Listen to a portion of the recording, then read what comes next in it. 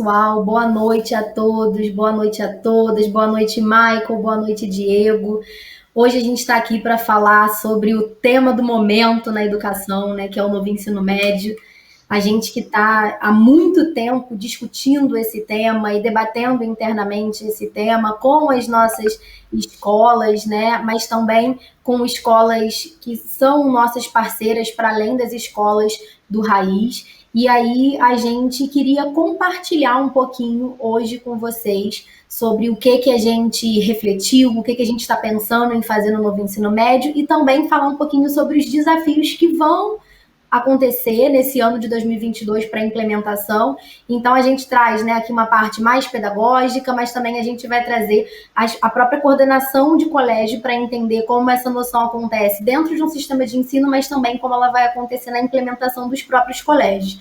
Então, a gente está de olho aqui no chat. Tô vendo aí, ó, tem gente de São Paulo aqui com a gente.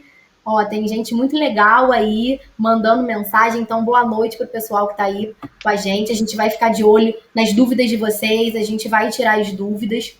A gente vai fazer um panorama primeiro geral do novo ensino médio e depois a gente vai partir aqui hoje para muita gente que não conhece ainda, né, para a estreia desse nosso novo ensino médio, quais são os nossos itinerários formativos. Então, tem muita coisa legal aqui pela frente. Eu espero que vocês gostem. Para começar, eu vou passar a palavra para o Diego. Diego, meu chefe, uma pessoa maravilhosa. Diego, gerente pedagógico do Raiz Sistema de Ensino, mas o Diego também professor de matemática que vive sala de aula. Então, é um orgulho sempre muito grande falar sobre isso do Raiz, né? Porque a gente está dentro do sistema de ensino, a gente trabalha com educação, mas nós também somos educadores, também estamos em sala de aula, então a gente está vivenciando esses dois lados do ensino médio, que é muito legal, né? Que é a parte mais administrativa, a parte mais pedagógica, mas também vivenciando isso como professores em sala de aula. Então a ansiedade ela é dupla nesse momento. E aí eu queria chamar aí o Diego para falar um pouquinho sobre por que a mudança desse novo ensino médio, né? A gente fala em novo ensino médio, mas às vezes a gente não se questiona, né, por que a gente vai mudar esse novo ensino médio. Perfeito, Ruth. Obrigado pela fala. É um prazer dividir aqui esse momento com vocês, né? Não só com você, mas também com o Michael. Três professores, né? Eu acho que essa é uma marca bem emblemática aqui do Raiz. Ruth e Michael, né, são dois autores, inclusive, né, de parte dos nossos itinerários. Então, é uma alegria dividir esse momento aqui com vocês e desmistificar um pouco mesmo, né, desse novo ensino médio. Óbvio que a pandemia, né, travou um pouco dessa discussão. Essa discussão ficou, né, num segundo momento, num segundo plano, porque tantas outras coisas eram relevantes, né, para esse momento, né, de retomada das aulas, de lacunas pedagógicas, mas agora, vencendo um pouco esse desafio da pandemia, ainda estamos numa pandemia, mas já sabemos lidar um pouco mais com ela. O assunto, né, que seria o assunto do ano, né, em 2020, acabou ficando, né, nos bastidores. Ele volta à tona, né? Muitas escolas estão nos procurando, é um desafio muito grande de implementar isso nas nossas próprias escolas, né? Como a Ruth mencionou, somos professores, né? Vivemos esse dia a dia de escola e construímos um material. E se eu tivesse, né, já antecipando um pouquinho, né, dessa nossa discussão, dessa fala aqui do Raiz para educadores de modo geral, eu destacaria que o nosso ensino médio, a palavra que destaca, né, que representa muito bem o ensino médio do Raiz é responsabilidade. Eu acho que essa é a melhor palavra que define. Nós tivemos um momento, né, inclusive num congresso recente do Raiz, onde muito disso foi discutido, qual era a melhor estratégia e qual era o melhor caminho para esse novo ensino médio. E até, enfim, quem não assistiu, foi um painel fantástico, o último dia do nosso lançamento do Socioemocional, do Raízes, e a gente destacou muito isso lá também. A responsabilidade que era, né, seguir com o momento, né, de uma reforma, com um novo ensino médio, já com uma implementação, principalmente pós-pandemia, e a gente seguiu por um caminho, né, muito coerente, muito responsável, entendendo o lado pedagógico, entendendo o momento financeiro das escolas, entendendo as lacunas pedagógicas desses alunos. E eu acho que já vale esse destaque para quem está aqui nos ouvindo, porque realmente nós pensamos com muito carinho, com muito cuidado, com muito zelo para a elaboração desse material e da nossa proposta, não diferente em relação ao que a gente já produziu, né, em relação aos nossos materiais didáticos, a divisão de capítulos, toda a estrutura, para quem já conhece, temos muitas escolas parceiras aqui também nos ouvindo, conhecem, né, e percebem esse zelo no nosso material, do fundamental anos iniciais, do infantil, do fundamental anos finais, e também vai perceber em todo esse nosso bate-papo aqui. Bom, vou usar um pouquinho, né, de uma apresentação rápida só para iniciar esse bate-papo e deixar todo mundo na mesma página, e depois passo a palavra a Ruth e ao Michael, que tem muito a acrescentar e muito a agregar nesse momento, né? Eu acho que a reflexão principal, quando a gente fala desse novo ensino médio, é olhar, acho que isso permeia toda e qualquer educação, toda e qualquer discussão da educação básica, é não olhar um único recorte. Claro que a gente precisa de um recorte, né, para analisar e ser mais profundo, didático naquele assunto, mas a gente precisa também vivenciar a educação como um todo. A reforma sofreu muitas críticas, né? Eu acho que todo mundo tem, né, o seu lado, né, dessa crítica. Eu, inclusive, não sou. Claro que eu enxergo, né, vários avanços, vários pontos positivos, mas a gente sempre enxerga pontos de melhorias. E eu também enxergo, né, analisando não só pela minha disciplina, pela matemática, mas também como educador de modo geral. Só que muitas dessas críticas, né, que logo assim que foi divulgado esse novo projeto para a educação básica, esse projeto, né, foi amplamente criticado, não analisava o todo da educação. E a gente precisa parar para pensar no todo. Claro que, se eu sou professor do ensino médio, eu vou analisar o ensino médio. Se eu dou aula nos anos finais, eu vou analisar aquele documento, aquela obra voltada para aquele segmento. Mas quando você olha o todo da educação básica, aí você começa a entender e muitas coisas, né, muitas peças se encaixam. Então, acho que esse é o primeiro recado, analisar não só a reforma do ensino médio, mas analisar o documento como um todo e toda a reforma educacional recente na educação básica, e aí tudo passa a fazer mais sentido, as peças se encaixam e você consegue entender, poxa, faz um certo sentido agora, né? Desde, né, dos campos de experiência no infantil, até as habilidades e competências tanto descritas, né, no fundamental e no médio, aí você, poxa, realmente, agora se até o nono ano meu aluno vai trabalhar os conceitos, né, básicos, e aí por isso que o nome, né, ensino fundamental, faz mais sentido, esse novo ensino médio ele encaixa com essa proposta. Agora, se você descola tudo isso e pensa no fundamental antes, né, aquele fundamental anterior, quando eu estudei, Ruth, Michael e vários que estão aqui nos assistindo, e aí você encaixa o ensino médio naquele fundamental antigo, aí realmente você tem que fazer críticas mais duras. Se você encaixa esse ensino médio como era, né, lá o CA na minha época, ou a educação infantil, né, aí realmente esse ensino médio ele precisa ser amplamente criticado. Mas quando você analisa o novo fundamental, o novo recorte para a educação infantil, tudo que foi modificado nesses últimos anos, o ensino médio ele faz sentido. Então, acho que esse é o primeiro recado, olhar para a educação básica não como pequenos recortes e pequenos segmentos. Esses segmentos, né, eles foram criados por nós, para facilitar a implementação, o dia a dia do aluno, a própria disposição dos professores, construção de grade horária, mas essa criação, né, por segmentos é uma criação nossa. Então, a gente tem que analisar cada vez mais o aluno como um todo. E aqui a gente já tem uma primeira reflexão, né? Quem é esse novo aluno? A gente discute muito sobre isso e isso precisa, né, fazer parte da discussão de todo educador em qualquer momento, né, acadêmico ou profissional, né, da vida desse educador. E a gente se faz muito essa pergunta, né? Qual é o aluno que está presente na sala de aula? E eu volto na fala da Ruth.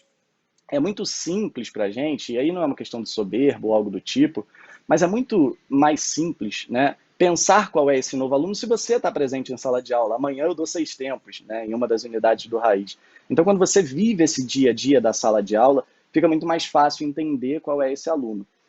E a educação, né, a gente presta um grande serviço para nossa comunidade, para a sociedade como um todo, né? Então, a gente pega um aluno no início, né, da sua jornada pessoal, e a gente entrega ele 16 anos depois, e a gente espera entregar um aluno melhor para a sociedade. Só que a gente tem que olhar a entrada desse aluno, qual é o perfil que entra, né, por essa jornada e por essa trilha, né, de 16 anos, e qual é o perfil que a sociedade espera desse aluno lá na frente. E as duas coisas mudaram nesses últimos anos. Não só o aluno que a gente recebe, desde a educação, né, desde o ensino infantil, desde a educação infantil até a primeira série do ensino médio, esse aluno ele vem mudando muito, né? A forma como a gente recebe esse aluno, as características, né? Os anseios pessoais e profissionais, eles mudam muito, e a própria sociedade, né? Então, o que a gente entrega para a sociedade, o que essa sociedade espera profissionalmente, né, desses estagiários, desses futuros, né, profissionais, também mudou muito com os últimos anos. E eu acho que a principal mudança, né, está ligada à informação, porque se você parar para pensar, quando éramos estudantes, eu acho que o principal desafio era chegar até a informação, conquistar aquela informação. Não é à toa que durante muito tempo tinha-se que o aluno inteligente era o aluno que sabia que tal fato, né, aconteceu em tal data e foi orquestrado por tal pessoa. Hoje em dia, a gente sabe que não é bem assim. As informações estão aí na rede e o que a gente faz, né, e eu acho que talvez essa seja a principal habilidade, a principal competência é o que eu faço com essa informação que agora eu tenho, né? Então, aqui tem algumas palavras nessa tela, nesse slide, que mostram um pouquinho desse aluno que está realmente presente nas salas de aulas. E no próximo slide, a gente percebe qual é o aluno que a gente quer entregar, né, para essa sociedade e como que a sociedade lida, né, com essa grande informação, esse grande volume de informação e qual é o profissional ideal, né? Então, muitas profissões que ainda não existem passarão a existir, muita gente realmente mais criativa, colocando a mão na massa, então menos processo e mais criatividade, é um pouco do que a sociedade espera para a gente. E só para resumir um pouquinho mais dessa minha fala, quando eu falei entender a reforma como um todo e não só um recorte para a primeira série do ensino médio, ou pensar só como o Enem fica nessa história toda, muda, não muda, eu acho que nunca mais teremos na nossa sociedade alguém como Sócrates, né, Pitágoras, que eram pessoas, né, gênios, né, que dominavam diferentes áreas e diferentes aspectos, né? E tudo bem, eu acho que faz parte também a gente não conseguir mais formar aquelas pessoas como era antigamente. Até porque o tempo que eles destinavam para isso eram outros, né? A gente vivia realmente num outro momento. Mas eu queria só fazer um pequeno paralelo antes de encerrar essa minha fala e já passar um pouquinho para a Ruth e para o Michael, que antigamente a gente vivia uma era de uma ultra especialização, né? Onde você se formava numa área e você seguia aquela área até o fim. Edgar Morin, um grande educador, sociólogo, ele critica bastante, né, esse olhar de um ultra especialista, né? Ele chama isso de miopia do conhecimento. Realmente, a nossa sociedade caminhou durante muito tempo assim. E se você olhar para o nosso ensino médio atual, ele tem muita sintonia com isso, né? São disciplinas extremamente abstratas, profundas, né, em excesso, e muitos alunos, né, eles não se identificam com isso, porque a sociedade mudou. E a gente precisa caminhar de acordo com essa mudança. Hoje, se você procura um médico, por exemplo, para resolver um problema da unha do dedão direito do seu pé, de tamanha especialização que a nossa sociedade chegou. Isso é muito bom, por um lado, né? A gente conseguiu avançar cientificamente, tecnologicamente, muito por conta dessa especialização e desse avançar, né? Por outro lado, né, nós temos alunos que muitos fazem esse paralelo, que eles têm um oceano de conhecimento, porém com um palmo de profundidade, que é realmente querer saber muito sobre tudo, dar opinião na internet sobre qualquer tema, qualquer tópico relacionado, mas sem muita profundidade. A reforma do ensino médio, ela busca, claro que tem o desafio teoria e prática, mas ela busca um meio termo disso. Você não se especializar simplesmente num único item e só saber sobre isso, até porque a sociedade tem problemas complexos, onde só dominar um único tema não é suficiente para resolver problemas tão complexos. E, de outro lado, você tem estudantes que querem se aprofundar em tudo, mas, na realidade, não conseguem se aprofundar em nada. E aí fica a reflexão dessa proposta, né, para esse novo olhar para a educação, que eu preciso dominar algumas coisas que são gerais, por isso a formação básica, mas eu também entendo a necessidade de ser mais profundo em algumas coisas, por isso os itinerários formativos. Claro que tem muito desafio, né? Eu estou passando só cenários mais gerais, mas fica, né, essa reflexão em relação a qual caminho que a gente precisa seguir para o nosso ensino médio, como que eu pego os alunos que hoje, né, têm determinadas características e personalidades, né, ao chegar ao ensino médio, e como que eu entrego esse aluno melhor para a sociedade. Acho que é um pouco dessa primeira reflexão, Ruth, que eu queria gerar aqui, não só dividindo com a mesa aqui que faz presente, mas também com os colegas que estão nos assistindo. Legal, Diego, obrigada aí pela tua fala, mas o Diego ainda vai falar mais, gente, que eu tô vendo aí que já teve gente que colocou o Diego maravilhoso, o Diego vai falar mais aqui. Eu Tô vendo aqui umas perguntas aqui no chat sobre se vai ter que ser mesmo em 2022, quando é que vai ser o ano. A gente está preparado para responder essas perguntas, é só segurar um pouquinho a emoção que a gente já vai responder essas perguntas. Algumas eu vou vendo, não vou respondendo na hora, porque ao longo da apresentação a gente vai falar mais especificamente sobre isso. Mas eu queria agora convidar para a nossa discussão, para o nosso bate-papo, o Michael Douglas. Michael Douglas, né, que é coordenação pedagógica e geral do Matriz Educação, mas que também está em sala de aula, também é professor de física, também é autor do nosso itinerário formativo, que eu ainda não vou contar qual é, porque eu estou deixando todo mundo curioso para ficar com a gente até o final. E aí, Michael, eu queria que você falasse um pouquinho para a gente sobre o que motivou, antes de entrar especificamente na legislação, né, qual a contribuição que esse novo ensino médio quer trazer para esse novo estudante. Então, eu queria que você falasse um pouquinho para a gente. Bom, pessoal, boa noite. Primeiro, gostaria de agradecer pelo convite, né, da Ruth, do Diego, para estar aqui participando da live com vocês. Também agradecer a participação de todos aí que estão assistindo. Participem, perguntem, tá? Deixem suas dúvidas aí no chat. A gente, ao longo da live, vai estar respondendo. Eu acho que, dando continuidade aí à pergunta, um dos principais objetivos é a gente tornar esse aluno mais ativo, né? A gente vem discutindo muito isso ultimamente. Na verdade, essas pesquisas elas já são bem antigas. Então, quando a gente busca aí sobre metodologias ativas de ensino, quando a gente busca como que esse processo de cognição do aluno ele funciona, né? A gente sempre remete a situações onde ele aprende mais quando ele se torna ativo no processo, né?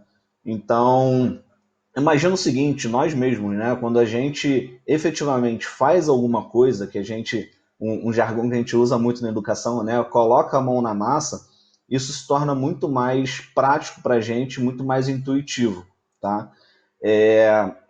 Isso, dentro da educação, chama a realidade do aluno. Então, faz muito mais sentido a gente trabalhar com propostas em que aquele aluno esteja inserido, que faça sentido na realidade dele, tá? Então, isso desperta o interesse desse aluno para estar participando do seu processo de aprendizagem. Antigamente, a gente estava muito acostumado com metodologias de ensino que o professor ele era detentor do conhecimento, tá? Mas a gente passa aí por alguns teóricos que já mostraram que, na verdade, o aluno ele não é uma tábua rasa, né? Ele tem conhecimentos, ele tem vivências, ele tem experiências. Então, eu acredito que a reforma do ensino médio, dando continuidade a todo esse processo, né, de formação desde o ensino fundamental, anos iniciais, anos finais, o ensino médio ele começa a vir mais com essa pegada, tá? Então, justamente é colocar o aluno como protagonista do seu próprio ensino. E aí, a reforma do ensino médio traz algo que eu acho que é sensacional, que a Ruth acredito que vai falar um pouquinho melhor também, que é o projeto de vida. Hoje os nossos alunos, eles começam a tomar esse protagonismo e a gente precisa trabalhar essa questão do protagonismo com eles. Então, a reforma do ensino médio também vai introduzir essa questão do projeto de vida. Quando a gente foca no Enem, né, a gente sempre tenta pautar aí o Enem porque é a porta de entrada na universidade. Mas quando a gente dá uma olhada em como vem sendo os últimos exames, as próprias questões do Enem, elas são muito mais interdisciplinares, né? Eu sou professor de física, mas há alguns anos já é bem difícil a gente conseguir caracterizar dentro do Enem o seguinte, olha, essa questão é uma questão de física, ou essa questão é uma questão de biologia ou de química. E muito desse contexto vem por conta da interdisciplinaridade. Então faz muito sentido a gente começar a trabalhar essas áreas do conhecimento, né, como uma grande área que o próprio Enem divide, né, ciências da natureza. Então a gente sempre vai buscar aí a interdisciplinaridade, a gente vai falar um pouquinho sobre os itinerários formativos, né, mas a gente sempre vai buscar essa interdisciplinaridade tentando mostrar aplicações práticas para esse aluno, aproximando a realidade dele para que aquilo seja mais significativo para ele, tá? E tem um último item ali, que são sobre as profissões que ainda não existem, né? Isso é interessante, porque se a gente parar para pensar, há 10 anos atrás, dificilmente a gente acertaria que hoje existiria uma profissão chamada digital influencer, né? Ou, de repente, youtuber. Então, essas profissões, elas vêm surgindo cada vez mais. E eu gosto muito de citar um exemplo que é o exemplo da programação. Hoje, a gente tem uma demanda muito crescente por novos programadores. Não necessariamente para trabalhar codificando, mas o pensamento lógico, ele tem se tornado cada vez mais importante, sem contar o próprio avanço da tecnologia. Então, possivelmente, diversas profissões ainda vão surgir relacionadas a essa área, em que esses conhecimentos básicos de programação, tecnologia, a efetiva construção de projetos vão começar a ser cada vez mais importantes aí no desenvolvimento e na própria criação dessas profissões, né? Então, de forma bem resumida, né, eu acredito que esses são os objetivos principais da reforma do ensino médio. Acredito que o próximo slide a gente vai falar um pouquinho sobre a legislação, e aí a Ruth também vai entrar junto comigo para a gente discutir um pouquinho como que a gente vai efetivamente começar a implementação desse ensino médio. Beleza, Michael, muito obrigada pela tua contribuição. Ainda tem mais pergunta aí, já tem pergunta também para o Michael. Eu não estou aqui, tá tudo anotadinho aqui, a gente está anotando tudo, então a gente não vai deixar de responder nenhuma pergunta. É porque algumas perguntas eu vou deixar para a gente falar um pouquinho em outro momento, que já vão ser respondidas nesse momento. Então eu já começo falando, né, sobre a primeira pergunta que foi feita para a gente, que é: quando é que começa a obrigatoriedade desse novo ensino médio? Ano que vem vocês vão colocar porque vocês querem? Como é que está isso na legislação? Na legislação, né, acho que criou-se muita expectativa em geral por conta, né, da pandemia do Covid-19, se teria algum tipo de alteração na legislação. Mas, se não me engano, foi no final de junho desse ano, saiu quase um reforço, assim, dizendo assim: olha, vocês não fiquem calmos sentados não, porque vai ter mesmo a reforma, então pode todo mundo seguir aí trabalhando nessa reforma. Então, assim, claro que a gente ficou um pouco apreensivo em geral por conta da pandemia, né? A pandemia ela teve mudanças aí drásticas na educação, só que a gente vai efetivamente, segundo a lei, em 2022 ser obrigado a implementar um novo ensino médio. E aí, para vocês entenderem, né, a galera que está assistindo aí falar pela primeira vez, o novo ensino médio ele só começa na primeira série do ensino médio. Então, ano que vem, a primeira série ela entra no novo ensino médio e a segunda e a terceira série elas continuam vivenciando esse antigo modelo. Porque, na verdade, esse novo modelo é o primeiro contato com que esse ensino médio vai ter para esses alunos do nono ano, como o Diego bem falou, né?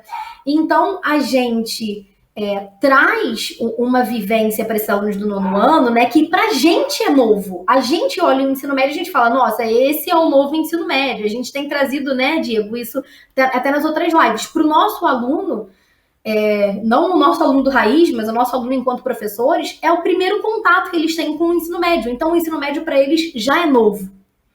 Já é uma coisa diferente do que eles estavam acostumados a viver. Então, essa legislação, ela passa a vigorar a partir de 2022. Então, 2022, a primeira série muda, a segunda e a terceira, elas dão continuidade a esse antigo ensino médio. A partir de 2023, a segunda série, ela entra na jogada, e aí primeira e segunda série continuarão nessa reforma, e em 2024, a terceira série do ensino médio vai entrar nessa formulação do novo ensino médio. E aí a gente tem o que muda? O que muda nesse novo ensino médio? Antes, o ensino médio regular, que a gente está acostumado a lidar, era um ensino médio onde a gente tinha uma formação geral básica, até, de certa maneira, semelhante ao que a gente tinha no ensino fundamental anos finais, né? Que a gente chama de ensino fundamental 2. A gente tinha uma grade horária regular com a formação geral básica que era baseada na BNCC, que é a Base Nacional Comum Curricular, né? É um documento do governo em que define o que vai ser efetivamente feito dentro desse cenário para que a gente defina quais são as disciplinas que precisam ter ao longo do ensino médio e o que essas disciplinas precisam dar ao longo do ensino médio. A galera que acompanha a BNCC, né, a gente aqui já está cansado de ler a BNCC, a gente sabe que no ensino fundamental ela é um pouco mais direta. Ela diz assim, no 6º ano tem que trabalhar isso, no 7º ano tem que trabalhar isso. Já no ensino médio, ela é um pouco mais abrangente. Ela fala assim, ao longo do ensino médio, o aluno tem que ver isso. E aí a gente segue ou uma ordem, muitas vezes cronológica, né, no caso das ciências humanas, ou às vezes a gente segue uma ordem de dificuldade, no caso das ciências da natureza. Então a gente vai tentando seguir ao longo. Só que esse novo ensino médio, além dessa formação geral básica, que é o que todos os alunos eles são obrigados a ver, independente da escolha profissional deles, eles vão ter uma parte flexível, que são os chamados itinerários formativos. Para a gente fazer uma comparação assim na nossa cabeça, é como se na faculdade a gente tivesse as matérias obrigatórias e a gente tivesse as matérias eletivas, que são esses itinerários. As matérias eletivas você é obrigado a fazer porque você precisa de créditos. Então você tem que fazer a eletiva. Só que você tem a possibilidade de escolher a eletiva que mais está de acordo com os seus interesses profissionais. Nesse caso do novo ensino médio, da área de conhecimento que mais apetece ao aluno no cenário, né, de escolher a sua profissão do futuro. Então a gente vem com essa questão aqui. Vou dar uma olhadinha se a gente consegue já tirar mais alguma dúvida aqui agora, né? Por enquanto a gente vai falar sobre essa, né, de 2022, e eu quero deixar também, para quando a gente for falar dos nossos itinerários, sobre a flexibilidade das escolas quanto à montagem desses itinerários formativos. A gente vai chegar lá. E existe ainda uma outra possibilidade, além dos itinerários formativos, que é a formação técnico-profissional. Algumas instituições, elas oferecem o curso técnico, técnico em informática, técnico em enfermagem, para os estudantes. Já vou adiantar aqui, né, dando um spoiler, que no nosso caso, a gente entendeu que para os nossos alunos não fazia, no momento, sentido essa formação técnica e profissional. Então, a gente decidiu focar nos itinerários formativos, que é nessa parte flexível do currículo, mas que tem a ver com essa formação geral básica, que é uma espécie, né, de uma ampliação desses conhecimentos da formação geral básica. E aí a gente percebe, né, que vai haver uma ampliação dessa carga horária. Até esse ano, 2021, o ensino médio contava, né, com 2.400 horas anuais, que correspondiam a 800 horas, 2.400 horas ao longo do ensino médio, que correspondiam a 800 horas anuais. Essas 2.400 horas passaram a ser 3.000 horas ao longo de todo o ensino médio, aumentando para 1.000 horas anuais. Então, 1.000 horas na primeira série, 1.000 horas na segunda série e 1.000 horas na terceira série. Sendo que dessa junção dos 3 anos, dessas 3.000 horas, até 1.800 horas são de formação geral básica. E as demais horas, que são as 1.200 horas, elas precisam ser de itinerários formativos. Então, a legislação, ela define ainda a porcentagem de horas para cada um desses itinerários, né? Para cada uma dessas partes, seja a formação geral básica, seja os itinerários formativos. E aí, né, a gente passa a trazer uma noção diferente, um panorama diferente do que a gente tem vivido nos últimos anos. E como o Diego e o Michael já haviam dito, o nosso aluno ele mudou. E ele não mudou agora.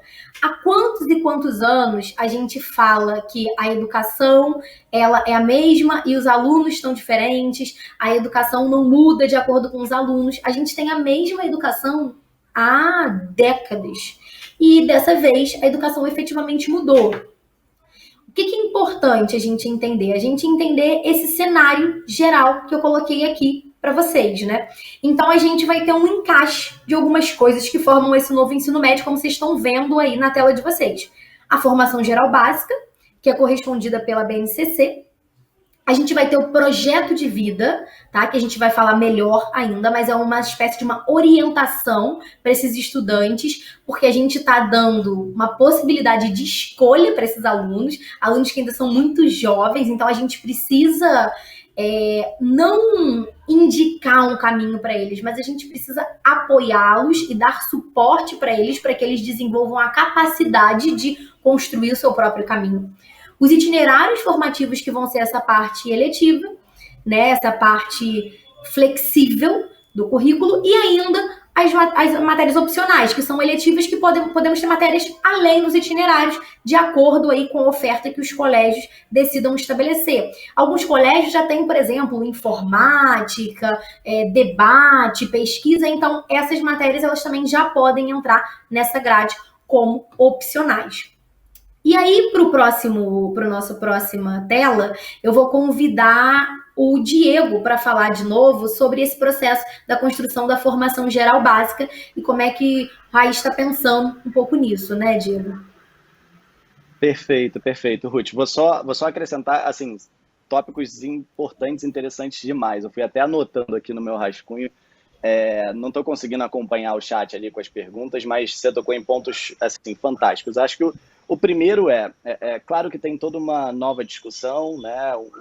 Novos cursos sendo ofertados, que é essa parte flexível, que a escola pode pegar o que ela já desenvolve, como você mesmo mencionou, tem uma aula de debate, o Matriz tem uma aula, né, tem todo um trabalho de feira científica, fotografia e coisas fantásticas que a gente pode utilizar, assim como o QI, o Alcubo, né, são marcas próprias, né, Unificado também no Sul, que já desenvolvem atividades, né, super interessantes, e eu acho que é um recado que fica para toda e qualquer escola que está nos ouvindo aqui. Tentar aproveitar ao máximo, né, principalmente, acho que fora de pandemia, acho que esse já seria um recado. Principalmente vivendo num cenário pandêmico, é tentar aproveitar o máximo possível que a escola já faz, produz, né, atividades complementares, tudo isso tentar, de certa forma, é claro que tem toda uma preocupação, não posso pegar toda a parte e simplesmente incorporar nos itinerários ou traçar eletivas. Existe toda uma discussão em relação a essa parte flexível do currículo, todo um desenhar ainda, né, de uma formatação de um vestibular que vai contemplar também essa etapa. Tem os eixos estruturantes para a formação dos itinerários formativos, então é interessante olhar os documentos. No nosso Instagram tem, né, todos esses documentos que foram referência para a produção, não só dessa live, mas para o nosso material 2022, então também deixar essa dica aqui para quem está nos ouvindo, nos assistindo, que é aproveitar o máximo possível e olhar para as diretrizes dessa parte flexível, tentando, né, claro, encaixar quando possível para otimizar o que hoje vocês já propõem nas escolas de vocês. Essa parte, né, da reforma é uma parte super, enfim, que preocupa, né, mas é uma parte super interessante que a gente precisa de uma grande atenção. Mas muita gente vem negligenciando a formação geral básica, que talvez seja o grande desafio da reforma, né? Se por um lado a reforma deixa, né, aberto para você conduzir isso em 3 anos, ano 1, ano 2, ano 3, essas 1.800 horas no máximo da formação geral básica, de acordo com as habilidades da BNCC, essa liberdade é positiva por um lado, porque se você tem um exame, por exemplo, seriado na sua região, você consegue conduzir muito bem o que você vai trabalhar na primeira, o que você vai trabalhar na segunda, o que você vai trabalhar na terceira série, dependendo das regionalidades aí de vestibulares, ou mesmo, né, de como que a sua comunidade se comporta aí nesses 3 anos do ensino médio, você consegue ter essa liberdade que pode ser saudável, né, para a sua escola. Por outro, eu não sei se vocês já se atentaram a isso, mas provavelmente sim, a migração de alunos entre escolas, ela se dará de uma forma mais complexa. Então, cabe essa atenção e muito disso vai ser regulado ali pelos conselhos, né, estaduais. Então, essa é uma preocupação. E aqui no Rio, por exemplo, existe, né, um direcionamento para seguir um modelo, por exemplo, 800-200 na primeira série do ensino médio. A gente vai falar um pouquinho sobre essa distribuição das 3.000 horas ao longo, né, de cada série do ensino médio. Então essa é uma preocupação. Se por um lado a flexibilidade ajuda, por outro ela pode ali atrapalhar a migração de alunos entre escolas. É um cenário que você tem que ficar bem atento aí se você recebe muitos alunos numa segunda ou numa terceira série, tá? Claro que a gente, enquanto sistema de ensino, toda uma consultoria pedagógica, a gente pode te apoiar nesse melhor cenário. Aqui na tela vocês conseguem perceber um pouquinho da distribuição que o Raiz seguiu. Como eu disse, né, é uma distribuição muito responsável. A gente está seguindo um caminho, né, saindo de uma pandemia, Muitas escolas, infelizmente, fecharam as portas, muitas outras estão com grandes problemas em termos financeiros, então essa foi a opção mais saudável. Muitos alunos, pedagogicamente, também com grandes lacunas, precisando preencher essas lacunas e com uma falta de maturidade natural pelo distanciamento social. Então, esse modelo de distribuição foi o modelo mais saudável, depois de muita conversa, depois de muita discussão interna e externa envolvendo escolas parceiras, a gente optou por esse modelo. E aí vocês conseguem perceber a bolinha azul representando a formação geral básica. Se você somar os 3 anos, você vai perceber que dá 1.800, esse é o teto máximo, e a bolinha laranja somando 1.200, que esse é o mínimo, né? Você pode, com certeza, ultrapassar esses 1.200. Então, tem muito de lacuna pedagógica desses alunos, maturidade, momento financeiro da escola e indefinição do Enem, nessa decisão do Raiz em seguir um caminho mais responsável, tá? E como eu disse, muita gente vem negligenciando, né? A formação geral básica, ela não vem tão descritiva por disciplina, ela é formatada por área de conhecimento, o que é super interessante, até pela minha abertura aqui, né, de dar a esse aluno uma noção mais geral dos assuntos. Então, você você propor discussões, né, pela área de ciências humanas, pela área de ciências naturezas, pode ser mais rico do que você propor discussões somente disciplina a disciplina. Então, você envolver as disciplinas, né, numa integração maior, dá para esse aluno uma formação mais geral, realmente, né? Essa formação geral básica, ela precisa ser consolidada no ensino médio. Então, essa é uma atenção muito especial que as escolas precisam dar à formação geral básica, às 1.800 horas, né? E eu vejo muita gente por aí se atentando somente à parte flexível, que merece atenção também, né? Um outro ponto, né, e a Ruth falou muito bem, é que não é novo para o aluno, né? Toda essa discussão de novo ensino médio, o Diego deu aula para o ensino médio antigo e provavelmente, né, estará na primeira série em 2022. A Ruth e o Michael, né, não só como autores do material, que é uma novidade escrever sobre temas tão, né, diferentes, mas também implementar isso na formação geral básica e nos itinerários formativos. Então, é novo, né, para todo mundo que vem aqui nos ouvindo, mas não é novo para os nossos alunos, e a gente precisa entender que eles estão, né, com essa ansiedade. Muitos alunos que já ouviram um pouquinho, eles estão ansiosos, porque agora eles serão ouvidos, né? Eles terão a possibilidade de escolher parte do seu currículo, não é toda a grade horária, mas parte dela, ele vai poder sim ter autonomia de escolha, e a gente precisa não só respeitar essa autonomia de escolha, mas também direcionar, sem escolher, é claro, mas trabalhar muito essa escolha por parte do projeto de vida ou não. Isso tem que estar integrado em todas as disciplinas, mas a gente precisa levar esse aluno a entender a importância dele escolher bem e também trabalhar com as consequências das escolhas. Já um outro spoiler, as nossas componentes que compõem, né, essas 200 horas, elas são semestrais. Isso é super interessante também, porque se o aluno ele se arrepende de uma escolha, se ele seguir um caminho que enfim, ele não gostou tanto, no segundo semestre ele já tem a oportunidade de fazer uma nova escolha. Então, tudo isso também, de novo, ensino médio raiz, né, de uma forma muito responsável, a gente precisa já aguçar essa curiosidade com os nossos alunos de 9º ano. Então, quais ações vocês, diretores, coordenadores, professores, já tiveram com os seus alunos de 9º ano? Vocês dão aula para essas turmas? Vocês coordenam essas turmas? O que vocês estão fazendo, preparando esses alunos? Então, também fica esse questionamento, e conte sim com a equipe pedagógica do Raiz para te apoiar nesse processo. Então, só queria fazer esse alerta em relação à formação geral básica. Ela não é por série, o que ajuda em termos de flexibilidade, mas ao mesmo tempo te atrapalha em termos de migração. Tem toda uma discussão, né, regional por trás disso, um Enem seriado que ficou aí em discussão e depois pouco se falou. Claro que tem toda uma preocupação com o Enem, por isso também esse modelo B aí na nossa distribuição escolhida. E não só a formação geral básica não ser por série, mas ela não ser por disciplina. Então, vale uma atenção muito grande à formação geral básica, tão ou mais do que os itinerários formativos. Então, esse era um pequeno recado que eu queria transmitir aqui para vocês, antes da gente seguir um pouco mais na nossa distribuição. Tá bom, Ruth? Diego, antes de a gente passar a fala aí para o Michael, que tem uma pergunta aqui que é especialmente para o Michael. Eu queria fazer uma para você a Adriana Ferreira. Ela perguntou o seguinte: se 3.000 horas são obrigatórias, como é que entra a formação técnica e profissional nessa história?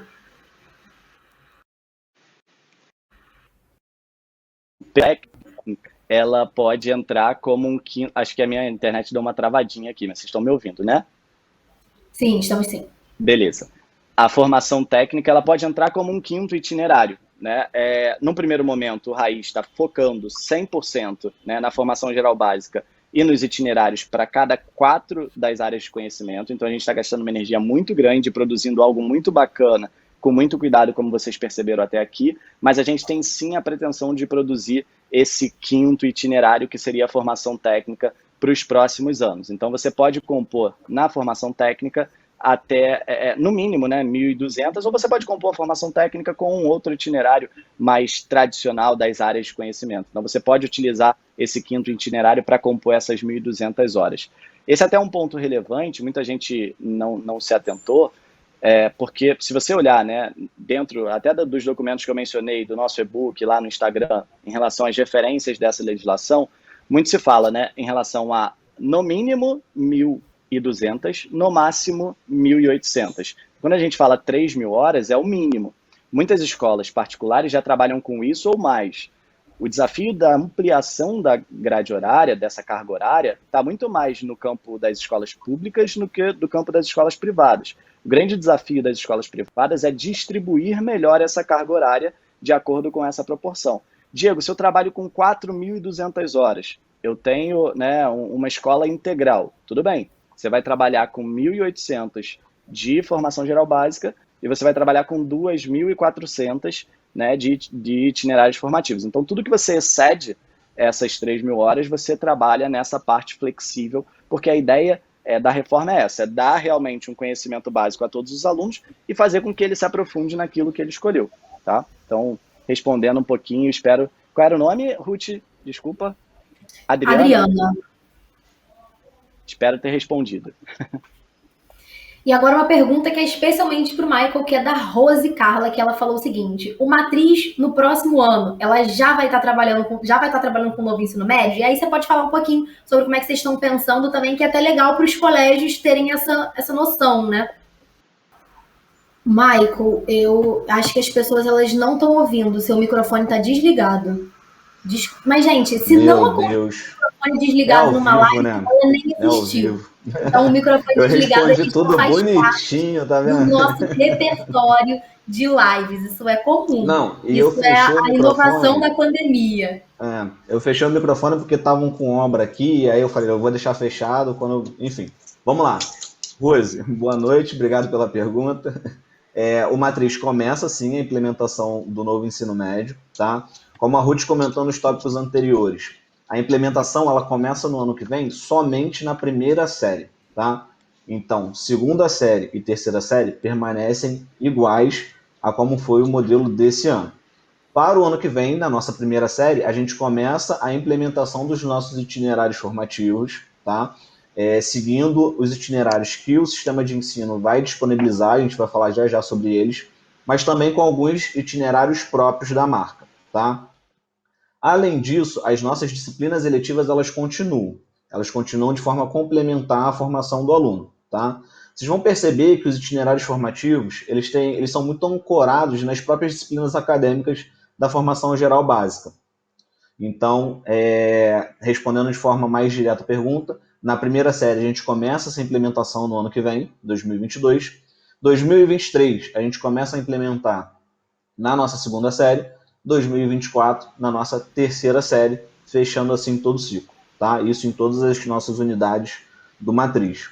Um detalhe sobre a formação geral básica que eu queria comentar, até em complemento à fala do Diego, eu acho que as escolas elas têm que levar em consideração, e isso eu acho que é fundamental, tá, gente? Extremamente importante. Não adianta a gente pegar, por exemplo, o conteúdo de física que eu tinha no modelo tradicional do ensino médio e tentar encaixá-lo dentro da formação geral básica. Por quê? Não comporta, tá? A gente tem que levar em consideração que o aluno que tem as disciplinas da formação geral básica, ele está vendo aquilo de forma geral, beleza? Se ele quiser ter um aprofundamento da área de ciências da natureza, por exemplo, eu quero fazer engenharia, então é interessante ele ter um aprofundamento maior na área de física. Então ele vai fazer um itinerário formativo específico dessa área do conhecimento, tá? Então é extremamente importante quando a gente estiver construindo, né, o planejamento, levando essa formação geral básica em consideração, que a gente não tem como condensar todos os conteúdos que eram trabalhados anteriormente dentro dessa nova reforma, tá? Essa, inclusive, não é a proposta da reforma do ensino médio, beleza? Então, só queria falar um pouquinho sobre isso também, que eu acho que é extremamente importante para a gente ter isso em mente e fazer uma boa implementação do ensino médio, né?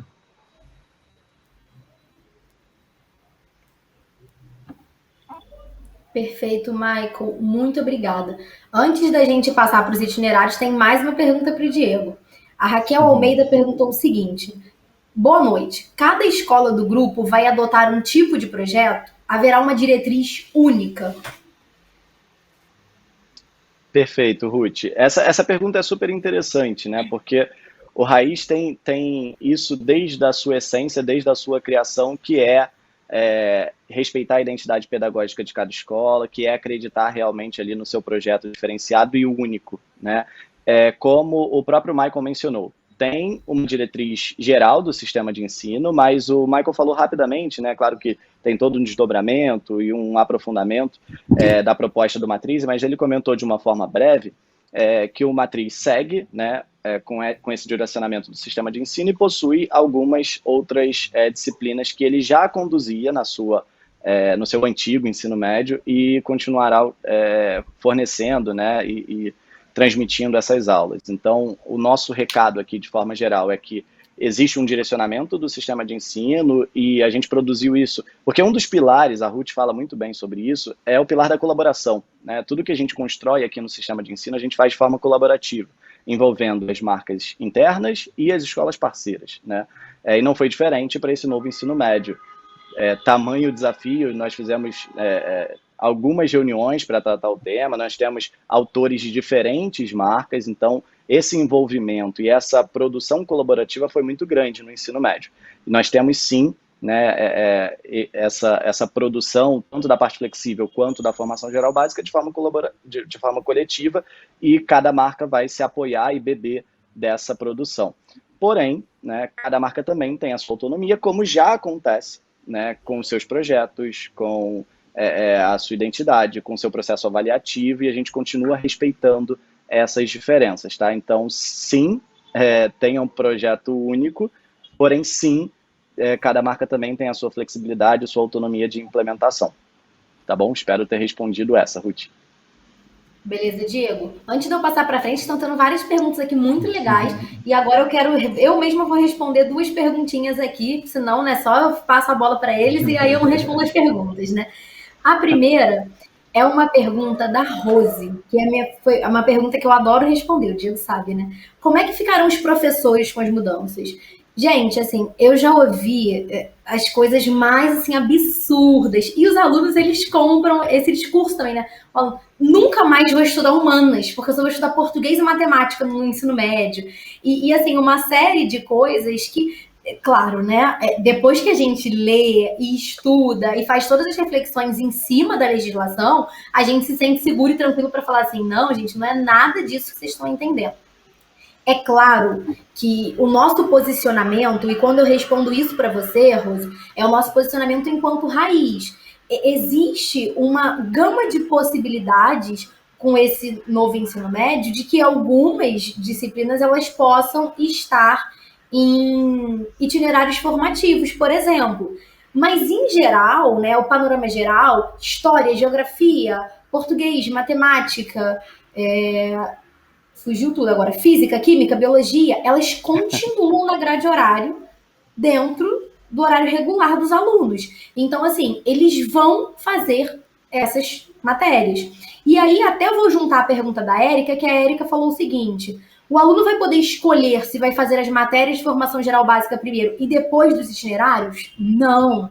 Essas matérias vão ser concomitantes. É como se, eu estou dando um exemplo aqui, por exemplo, o aluno tem 6 tempos por dia durante os 5 dias da semana. Então, vamos supor que nos 4 primeiros tempos, ou nos 5 primeiros tempos, eles tivessem as matérias regulares da formação geral básica, e nos últimos, por exemplo, eles tivessem os itinerários formativos. Eles vão acontecer de maneira concomitante. Não é primeiro eles fazem a formação geral básica e depois os itinerários.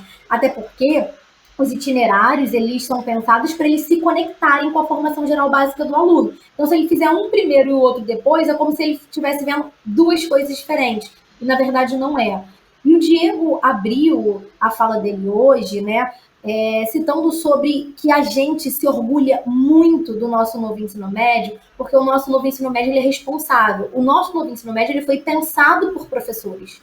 Então, a gente não faria algo que faria os professores correrem risco, faria os professores se sentirem inseguros. Então, a gente pensou principalmente com responsabilidade na segurança dos nossos professores, porque a gente sabe que, se não 100% da aula, mas 90% da aula depende de como o professor está feliz e estimulado a estar ali naquele momento dando essa aula.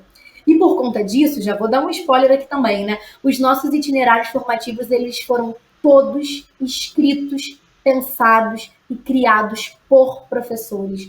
Então, isso é muito legal, porque se um professor, ele de repente não tem mais tantos tempos na formação geral básica, ele supre esses tempos com os itinerários formativos, porque os nossos itinerários foram pensados para professores. Então, a gente não vai convidar alguém de uma profissão diferenciada ou que precise de uma formação diferente. Não, é um professor que ele vai ser treinado para oferecer esse itinerário formativo, para que ele consiga fazer parte desse novo ensino médio. Então, assim, o que a gente quer, o que a gente espera desses professores é que esses professores eles estejam muito felizes com esse novo ensino médio, de que eles estejam muito estimulados, porque é aquele momento que você vai conseguir dar disciplinas que vão além dessas que você dá em sala. Sabe aquela coisa que você pensa assim, caramba, eu sempre quis falar sobre isso, mas eu nunca consegui porque de repente não tinha tempo, não cabia dentro da sala de aula, da formação regular, mas agora a gente vai ter coisas muito legais que a gente vai conseguir falar em sala de aula por conta dessa possibilidade de novo ensino médio. E aí, queria reforçar o que o Diego falou. A gente está com um e-book incrível sobre o novo ensino médio. Então, vão lá, né, tá nas nossas redes sociais, baixem esse e-book, tem muitas informações para vocês sobre o novo ensino médio. E a gente também, eu, Diego, a gente está super disposto. Michael, não perturba o Michael com essa parte, não. O Michael deixa para outro. Mas a gente está super dispostos a receber vocês. Vocês podem mandar mensagem para a gente tirar as dúvidas de vocês, ajudar nessa implementação aí desse novo ensino médio dos colégios parceiros. Então, se vocês querem saber mais sobre o nosso novo ensino médio, a gente está super à vontade para mostrar um pouquinho mais de como a gente pensou isso, né? Que acaba que na live a gente fica aqui restrito a esse tempo, até porque a gente sabe que 2, 3 horas de live é desgastante para todo mundo, então a gente está super aberto, podem mandar mensagem para a gente, pode falar ali no chat, a gente entra também em contato com vocês. E aí a gente passa para a nossa próxima parte daqui hoje, e é uma parte que eu vou falar bem rapidinho, porque na verdade eu vou fazer uma propaganda da nossa live de amanhã. Porque lembrando que hoje a gente tem uma live para falar sobre esse panorama geral do novo ensino médio, mas amanhã a gente vai falar sobre uma parte mais específica, que eu confesso que é a minha parte queridinha do novo ensino médio, que é o projeto de vida. O projeto de vida, então, ele é um grande pilar desse novo ensino médio, como eu disse, né? Eu sempre, enquanto professora, eu sempre acreditei na educação acolhedora, num ensino afetivo, onde a relação professor e aluno ela é mais do que a transmissão de conhecimento, e ela é mais do que isso. É quando a gente consegue perceber no aluno, por conta de um olhar, por conta de um comportamento, que esse aluno ele precisa de uma atenção especial, de que determinado aluno ele consegue deslanchar melhor sozinho, de outro que precisa de mais suporte. Então, eu sempre acreditei nessa educação. E dessa vez, esse novo ensino médio, ele vem com essa proposta. Essa proposta de ter uma parte do ensino médio que vai trazer uma reflexão sobre uma orientação desses estudantes. Estudantes que vão além da sala de aula, estudantes que vão além do aprendizado da Revolução Francesa, da Segunda Guerra Mundial, de logaritmo, de velocidade centrípeta, estudantes que eles estão habilitados agora a trazerem também uma formação cidadã, a serem autônomos, estudantes que eles vão fazer reflexões sobre suas escolhas, sobre seu projeto de vida, e por isso esse nome tão legal. E aí a gente traz, nesse cenário de projeto de vida, alguns suportes que são muito importantes para esses alunos. Algumas coisas que precisam ter no projeto de vida das escolas e que a gente vai falar melhor na nossa live aqui de amanhã. Mas a ideia do projeto de vida é que a gente forme um aluno integral, né? Um aluno que ele vai além, muito além dessa formação geral básica, né? Um aluno que ele seja um ser humano desenvolvido, porque a gente sabe que um aluno desenvolvido, um aluno que é um aluno melhor, ele se torna também um cidadão melhor, um filho melhor. Então, amanhã eu convido vocês para assistirem aqui essa live com a gente, que assim, vai ser muito legal e estou ansiosa para a live de amanhã também. E agora eu vou passar mais uma vez aí para o Michael e ele vai falar sobre a parte que está todo mundo mais ansioso aqui para falar hoje, que são os itinerários formativos. Michael, e aí, conta pra gente um pouquinho sobre como é que... Posso... Claro que pode, Diego. Rapidinho, só complementar. Eu também sou um super apaixonado, né, pelo projeto de vida e amanhã tem essa fala do programa Raiz, a Antônia, a Ruth mais uma vez e o Ruben, que eu também sou um super apaixonado pela fala dele, né, um profissional fantástico. E esse projeto de vida, né, o nosso programa Raiz, ele é super completo, né? Dando só um pequeno spoiler, a gente trabalha sim com as escolhas, né, desses estudantes, com todo o gerar de autonomia, esse protagonismo, lidar, né, com ansiedades e temas, né, do cotidiano que são super relevantes, falar de racismo, né, nas nossas escolas hoje não tem como fugir de temas como esses, mas além disso, né, uma coisa que é super relevante também nesse programa é que a gente lida com a parte acadêmica, dele se conhecer academicamente falando também. O que funciona melhor com esse estudante, qual o melhor jeito, né, para ele estudar enquanto indivíduo. Então a gente não olha só para as emoções, mas a gente também analisa, né, todas as técnicas de estudos, isso é super rico, mas amanhã a gente tem um momento nesse mesmo horário para falar sobre esse tema, a Ruth vai estar por aqui também para conduzir. E aí, antes de passar para o Michael, né, falando agora dos itinerários, os nossos queridinhos, essas componentes, são 8 componentes, 2 por área, que formam diferentes trilhas e encaminhamentos, que a Ruth também vai compartilhar com vocês, mas eu queria só dar uma pequena contribuição, até porque muitas escolas estão preocupadas, né, aumento de carga, professor, tudo mais. A reforma prevê que você pode utilizar, né, 20% da sua carga, né, se é no diurno, 30% no noturno, de aulas remotas, né, ao vivo ou gravadas. Então isso ajuda a escola a conseguir, né, levar essa flexibilidade para os seus alunos, ofertar uma gama maior de cursos, mas sem onerar tanto a sua folha. Essa também foi uma preocupação, a gente também vai compor parte da grade horária com esse ensino remoto, inclusive nós temos, né, 3 estúdios no centro da cidade, e desses estúdios a gente vai transmitir essas aulas, isso também é super interessante. Então, se vocês quiserem conhecer a fundo a proposta do Raiz e quiserem realmente uma proposta que seja possível de ser implementada, que você consiga, dentro da sua realidade, usar o nosso material impresso, usar o material digital e compor toda essa grade do seu aluno, esses 1000 tempos anuais dentro já dessa reforma, conta com a gente nessa implementação, porque a gente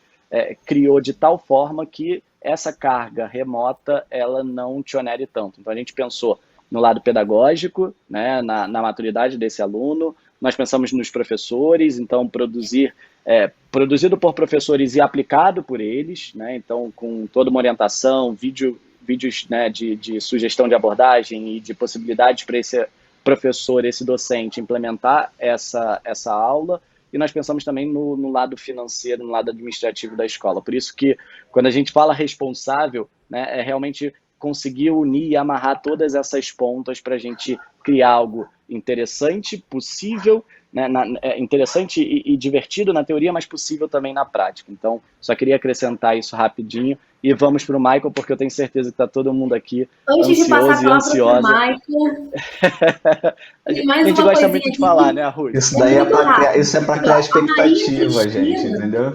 A Maria Cristina Almeida, ela falou assim, como o aluno fará a escolha do itinerário? Existirá alguma orientação para pautar a escolha? E aí eu vou aproveitar para convidar a Maria Cristina para a nossa live de amanhã.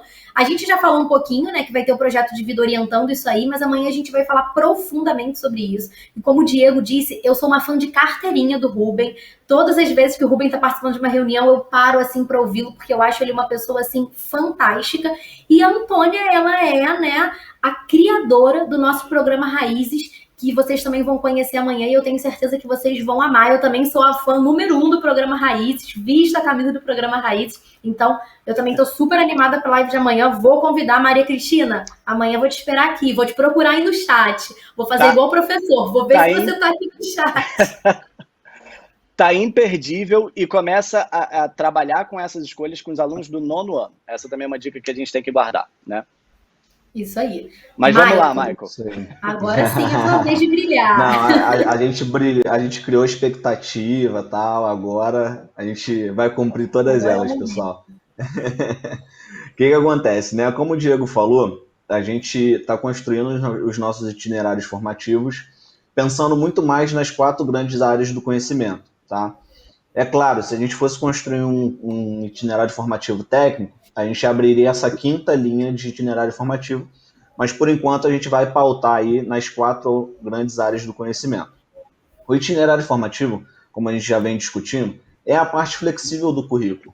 É onde o aluno ele vai ter a opção de aprender de acordo com a escolha dele, tá? E aí tem um detalhe muito interessante que eu vejo na construção dos itinerários formativos, é que eles são muito mais pautados em aplicações práticas. A gente vai daqui a pouquinho discutir sobre alguns deles que a gente está construindo, e vocês vão ver que o foco é sempre a construção prática daquele objetivo ali estabelecido, tá? Então, os itinerários formativos, como a gente já vem falando, eles são a parte flexível do currículo, tá? O aluno ele vai ter essa opção de escolha. Deixa eu só abrir um parênteses aqui, pessoal. Eu estou num condomínio, o pessoal está fazendo obra. Ruth, Diego, se em algum momento ficar um barulho insuportável, vocês me avisem que eu muto e vocês continuam, tá? É porque a galera tem horário para fazer obra, mas sabe como é que é, né? Então, enfim, como que os itinerários formativos eles são construídos, tá? Para a gente construir qualquer itinerário formativo, a gente precisa que ele seja pautado em pelo menos um eixo estruturante, tá? A própria BNCC traz 4 eixos estruturantes para a gente, sendo eles investigação científica, processos criativos, mediação e intervenção sociocultural e empreendedorismo, tá? Cada eixo estruturante desse não significa que eu vou criar um itinerário formativo de investigação científica. Não é isso, tá? A investigação científica, esse eixo estruturante, vai trazer várias habilidades que podem ser trabalhadas dentro desse eixo. Então vocês vão ver, quando a gente for apresentar efetivamente os itinerários, que um itinerário pode ter 2 eixos estruturantes, 3 ou até mesmo os 4, tá? Então só para vocês terem ideia, no próximo slide eu acho que a gente pode passar lá para os eixos estruturantes. Esse daí é um pouquinho do que eu já falei também, sobre a vivência e a colaboração, né, dos nossos pilares. Esse daí, ó. Quando a gente fala sobre esses 4 eixos estruturantes, tá? A investigação científica, quais são os principais objetivos desse eixo estruturante, tá? Conhecimentos fundantes das ciências, né? A habilidade de fazer e pensar, o fazer científico, né? Compreender e resolver situações cotidianas para promover o desenvolvimento local e melhoria da qualidade de vida da comunidade. Então, é um eixo estruturante onde a gente pode trabalhar, por exemplo, desenvolvimento de projetos científicos, a gente pode trabalhar efetivamente o método científico, mas lembrando, sempre trazendo isso para uma aplicação prática, tá? Eu acho que isso é o primordial para o aluno, tá? Os outros, né? Mediação e intervenção sociocultural. O que esse eixo estruturante traz aí de habilidades e conhecimentos, né? Questões que afetam a vida dos seres humanos e do planeta. Convivência e atuação sociocultural e ambiental. Então, o aluno, a gente espera, né, que ele tenha a capacidade de medir conflitos e propor soluções para problemas na comunidade, tá? Então, a gente vai resgatar esse senso de comunidade no aluno. Até porque nós estamos inseridos no meio social. Então, é importante que o aluno ele comece a construir essas habilidades e conhecimentos tendo como esses valores pautados, tá? E aí eu vou resgatar de novo o projeto de vida, tá? O projeto de vida é um projeto incrível e ele é fundamental em toda essa construção do aluno. Então, de novo, como o Diego e a Ruth já falaram, não percam a live de amanhã, porque o projeto de vida é o que vai nortear aí todas essas escolhas que os alunos estarão fazendo, tá? Então, nosso terceiro eixo estruturante, né? Os processos criativos. Então, a gente vai trabalhar aí arte, cultura, mídia, ciências e as suas aplicações. A gente vai trabalhar as habilidades do pensar e fazer criativo, tá? A gente sempre busca que os alunos eles consigam ter a criatividade. É muito comum, se a gente fazer um paralelo, né, pegando os alunos lá do Fundamental 1, que eles são extremamente criativos. E conforme eles vão avançando, né, para o Fundamental 2, para o ensino médio, parece que essa criatividade ela vai diminuindo. E esse eixo estruturante ele busca justamente reavivar isso, tá? Fazer com que os alunos eles participem desse processo.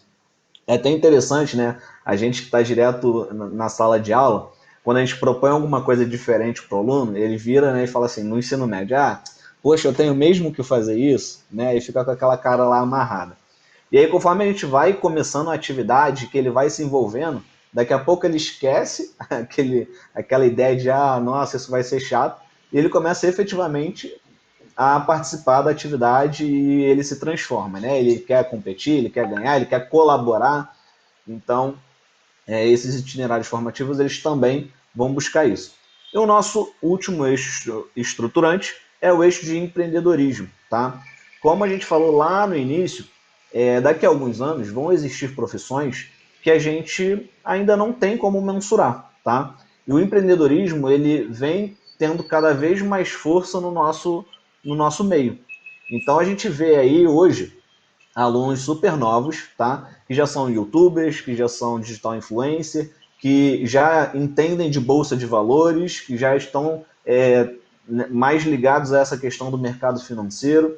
Então o empreendedorismo ele vem justamente para poder auxiliar os alunos nessa construção, tá? Então ele vai falar sobre o mundo do trabalho, gestão de iniciativas empreendedoras, ele vai trabalhar o autoconhecimento, o empreendedorismo e, de novo, projeto de vida, tá? E a gente espera que o aluno, dentro de um itinerário formativo que tenha como eixo estruturante o empreendedorismo, tenha a capacidade de estruturar iniciativas empreendedoras, que fortaleçam a atuação como protagonistas de sua trajetória, tá? Então, o que a gente vê em comum nesses 4 eixos estruturantes? O aluno sendo protagonista, tá? Que esse conhecimento ele seja significativo na vida do aluno. Então, por isso que a gente vai construir aí 8 itinerários formativos, como o Diego falou. Esses itinerários eles serão oferecidos por semestre, justamente para que o aluno ele consiga ter essa flexibilidade de escolha, tá? Sempre pensando na construção dentro desses 4 eixos estruturantes. Vocês vão ver, conforme a gente começar a apresentar os eixos, os itinerários formativos, que um itinerário formativo tem 2, 3 ou até os 4 eixos estruturantes, tá bom? Ruth, vamos seguir para apresentar os nossos itinerários? Agora eu acho que é o seu microfone. Acho que agora é o seu que está fechado agora. Desculpa, gente, é que agora eu tô ali tava ali no chat, aí eu tava digitando, porque eu adoro, né? O professor fica. Aí eu tava digitando pro pessoal, falei, imagina, vai ficar tec aqui. E aí não tem problema não, já estão me ouvindo. Pelo menos eu não falei muito, né? Agora a gente vai falar um pouquinho sobre os nossos itinerários. Mas antes da gente partir para os nossos itinerários, porque eu estou fazendo um mistério, né? Eu queria voltar para o slide um pouquinho de falar dos itinerários do Raiz, porque eu queria assim, né? A gente já falou sobre isso, mas como o Diego disse, eu adoro falar sobre os pilares do Raiz, porque assim, é muito legal para mim fazer parte disso, né? Porque são pilares que eu realmente vivencio isso enquanto, né, a colaboradora do Raiz. Então, o nosso primeiro pilar, né, é a vivência escolar. A gente vive sala de aula, né? A gente, Diego, gestor do sistema de ensino, professor de matemática. Eu estou aqui de consultora pedagógica, também trabalho, né, lá no Alcubo como coordenadora de história, mas estou dando aula em sala de aula. E aí a gente reflete muito sobre isso das duas maneiras, seja como professor, seja como também desse outro lado, vivenciando o sistema de ensino. E aí o meu pilar favorito, né, que o Diego já deu spoiler para vocês, é o pilar da colaboração. A gente vivencia a colaboração muito além das nossas escolas. A gente está aqui, né? Poxa, o Michael do Matriz, o Diego tá também nas nossas escolas e tá no sistema de ensino. Eu tô nas escolas, estou no sistema de ensino. A gente tem essa parceria, essa colaboração assim na veia do Raiz. Eu até achei legal, né, a pergunta que o Diego respondeu, que é: ah, mas os colégios do Raiz, então, eles vão ser obrigados a seguir? Não, eles seguem porque a gente constrói juntos, né? E ainda assim tem diferenciais de cada um dos nossos colégios, né?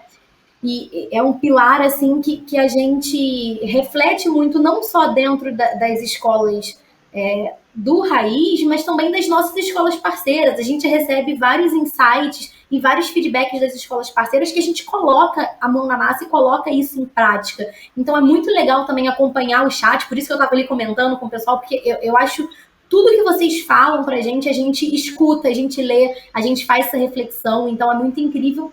E o pilar da inovação.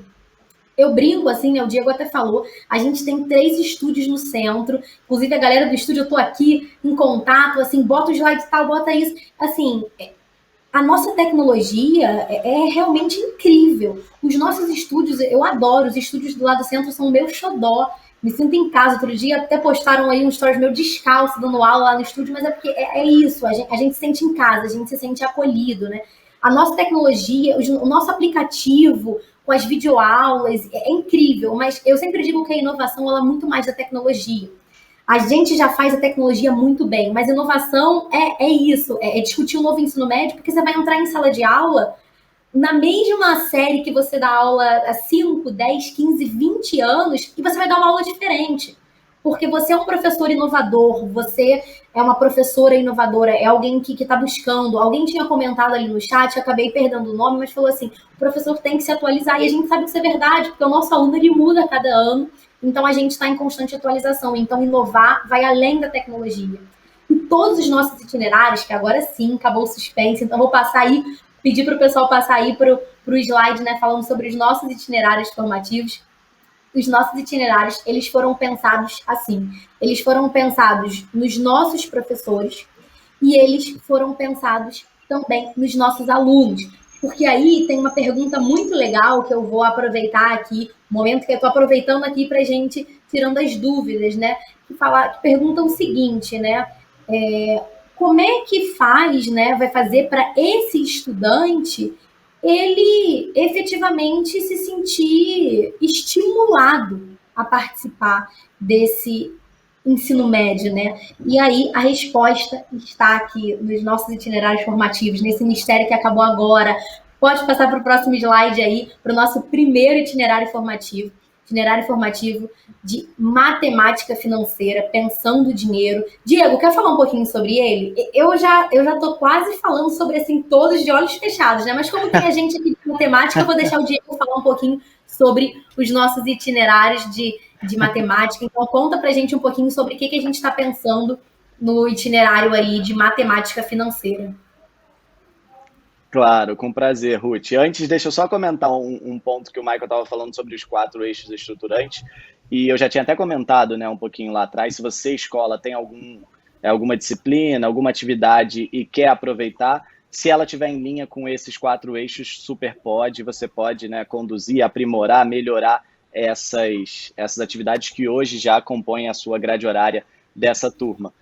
E um outro ponto que eu queria comentar é que nós pensamos naqueles 4 eixos, não só no desenvolvimento de cada uma dessas componentes que nós vamos mostrar agora, são 2 por área, essa é a primeira da área de matemática, tem uma segunda componente que é programação, tá? Então vamos falar um pouquinho sobre introdução à lógica e já dando um pequeno spoiler do próximo slide, mas a gente pensou nessas componentes desde a concepção inicial, de pensar qual era o tema, qual era o caminho que a gente queria, qual era realmente, né, o tema que a gente queria abordar com os nossos alunos, mas na produção dessa disciplina. Então, quando a gente olha para a matemática financeira, e aí entrando um pouquinho mais no detalhe, são 10 capítulos, tá? Então, a gente está falando de uma disciplina semestral, A gente tem 10 capítulos nesse semestre, uma disciplina de 2 tempos, tá? Para compor a grade desse aluno.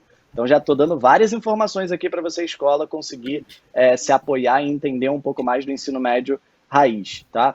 E cada capítulo desse que vem sendo produzido com muito debate, com muita aproximação, né, com muita influência das marcas, nós temos boxes e sessões nesses capítulos. Isso é super interessante também. Assim como nós temos, quem já conhece o nosso material regular, o Conexão Raiz, por exemplo, né, que é sempre um momento da aula onde você vai trazer alguma novidade, uma curiosidade para esse aluno, uma aplicação daquele conteúdo, daquele conhecimento e uma vivência prática desse estudante, uma reportagem, um acontecimento, né, da atualidade. Assim como nós temos essas sessões no nosso material regular, nós temos essas sessões nos itinerários. Então nós temos um momento do material, e eu vou até mandar um abraço, tenho certeza que o grande querido Leonardo Camarata deve estar nos ouvindo aqui também. Ele publicou hoje, né, no Instagram dele, ele quase caiu num golpe financeiro, né? Mandaram um boleto equivocado, ele, enfim, deu corda ali no WhatsApp, e quando ele estava quase pagando, né, ele sabia, conseguiu pescar antes que era realmente, né, agiram de má fé com ele. Quando ele estava quase pagando, ele olhou ali o nome, né, da pessoa que seria beneficiária e o código de barras, né, com várias inconformidades. E aí ele fez uma postagem bem interessante alertando sobre isso. Então, uma das sessões do nosso material, quando a gente fala em mediação e intervenção sociocultural, é trazer esse debate, trazer a reflexão dessa discussão, dessa disciplina, desse tema, para um aspecto da nossa sociedade, como você faz isso, né, com muito caráter, com muita ética, que é, por exemplo, um dos encaminhamentos dessa parte flexível, é você trabalhar também com essa noção mais plural do conhecimento, né? Então a gente faz isso em cada uma dessas 8 componentes que nós vamos mencionar agora para vocês. A primeira, começando aqui, é a minha queridinha, eu amo, né, matemática financeira.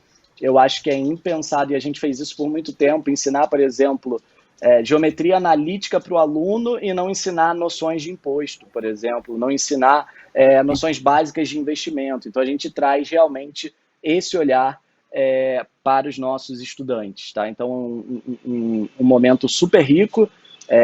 Quero inclusive, né, ser um dos professores a ministrar essa aula, porque é o meu xodó, assim como a Ruth mencionou um pouquinho do projeto de vida. Eu sou apaixonado pela matemática financeira, provavelmente é uma das áreas que eu mais gosto, né? Eu acho fantástico a gente possibilitar aos nossos estudantes a um estudo mais profundo do tema, né? Porque isso já aparecia, de certa forma, na formação geral básica, mas um estudo um pouco mais profundo e um estudo aplicado, né? Que ele consiga realmente ter essa noção da matemática financeira no dia a dia da sua vida prática, da sua vida adulta.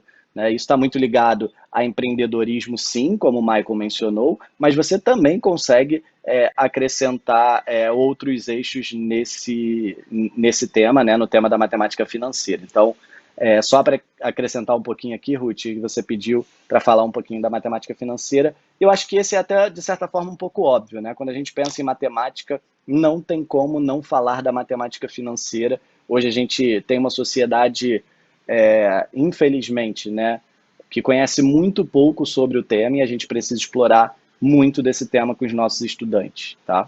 Então, super prazer participar da construção desse itinerário. Não sou o autor, mas participei muito das discussões e do pensar, né, cada um dos capítulos, estrutura, o que a gente pode abordar aula a aula. Eu acho que está ficando bem bacana e eu estou super empolgado para esse material 2022. Eu acho que é interessante até para poder desmistificar um pouco essa questão do dinheiro, né? Às vezes as pessoas elas não conversam muito sobre dinheiro e o aluno ele já vem criando esse temor, sabe? De, eu não sei muito bem, aí pega o dinheiro que tem e gasta tudo, enfim. Até para a gente poder discutir isso. Então o itinerário formativo também tem essa pegada de realmente contextualizar para ele esses conteúdos, né? Mas o Diego não vai fugir ainda não, o Diego ainda vai apresentar o próximo itinerário, que esse para mim, assim, eu até vou fazer, porque eu falo assim, gente, esse é de uma coisa que eu, assim, não sei nada, que é sobre programação. Diego, conta aí pra gente. A internet cai, eu tenho que ligar para todo mundo e falar, gente, minha internet caiu, não sei o que fazer, não sei mexer em nada do computador, mas vou aprender com o nosso itinerário formativo. Esse é fantástico também, né? Eu sou suspeito para falar, gosto muito de matemática financeira, mas sou professor de matemática, né? Então eu escolheria esse com certeza também, né? É, muita, todos, né, somos usuários dessa tecnologia, né? E a gente não entende muito bem o que acontece ali nos bastidores, né? E a gente precisa conhecer um pouco mais, né? Até pensando nessas profissões do futuro, pensando nessa aplicação.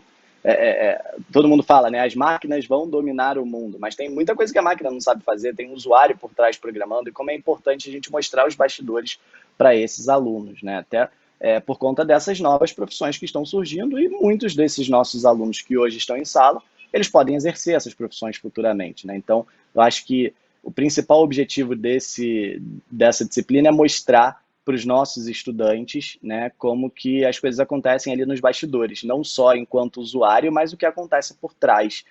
Está muito associado à função, que é um tema que eu super gosto de dar. Lecionei esse ano para minha turma lá na Taquara. Uma das minhas aulas favoritas, né, aula de função. E um exemplo que eu costumo dar, né, está super em alta agora, que é a questão do Pix. A Ruth já me viu até falando um pouco sobre isso.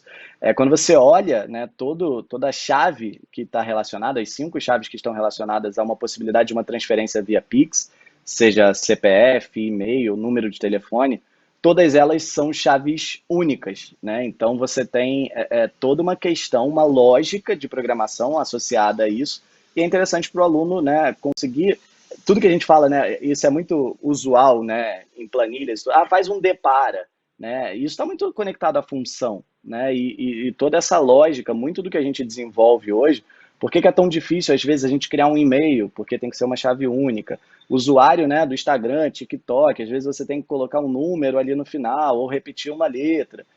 Então a gente consegue realmente mostrar um pouco mais da construção dessa parte, né, por trás ali do usuário, na programação, e aí realmente você abre um horizonte. Poxa, agora eu entendi porque que quando eu uso a tecnologia acontece isso, isso e isso.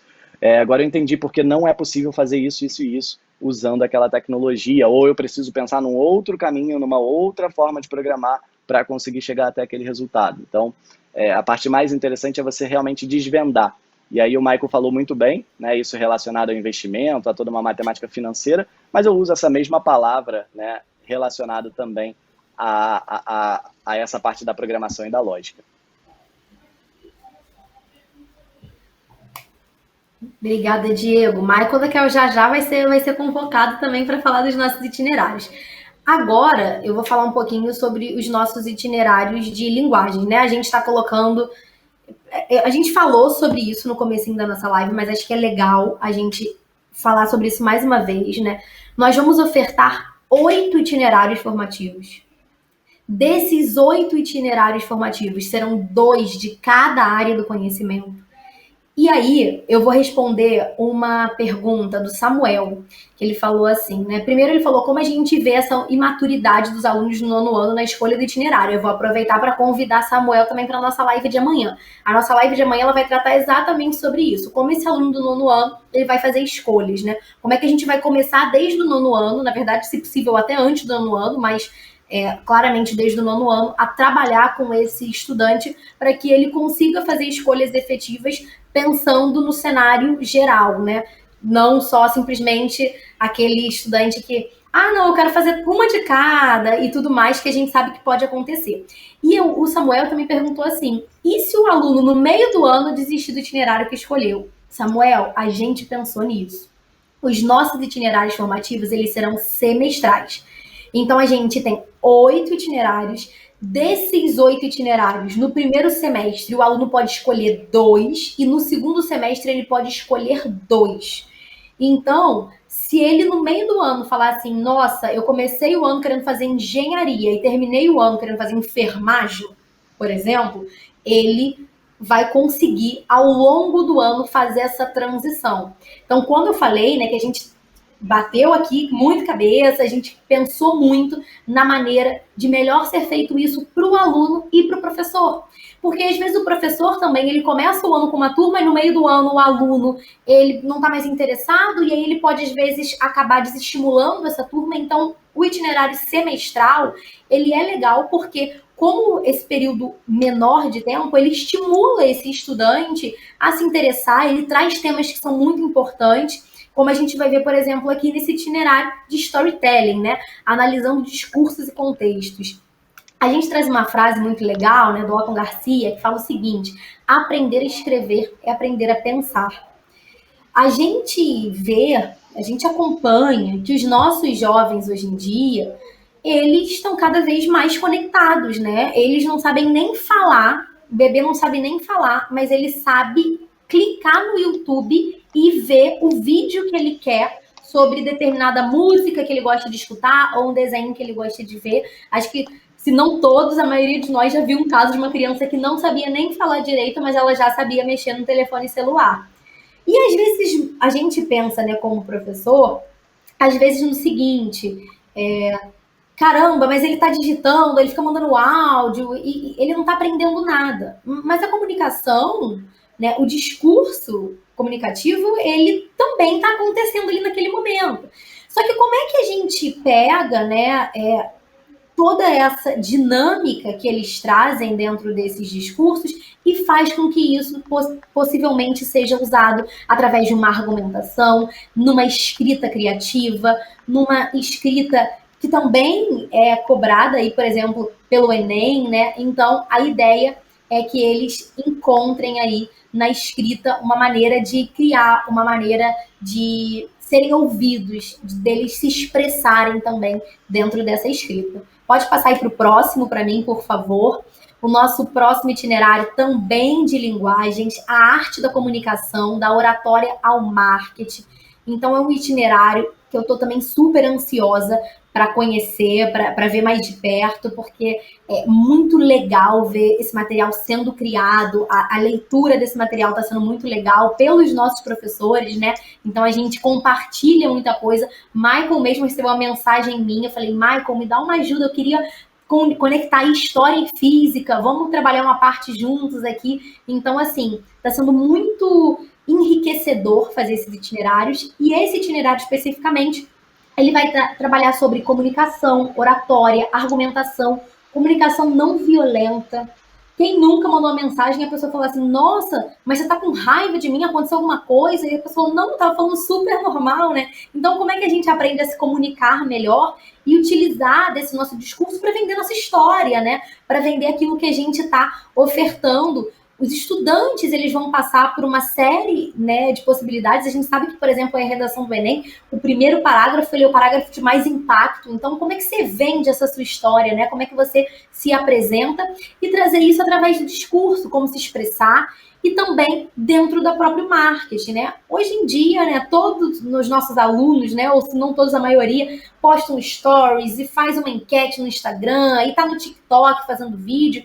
E aí, assim, eles são super marqueteiros, né? Mas eles aprendem a fazer isso no feeling, e aí a gente vai trazer isso, essa discussão efetiva sobre como esse marketing pessoal e esse marketing institucional, empresarial, também está ligado aí a essa escrita criativa.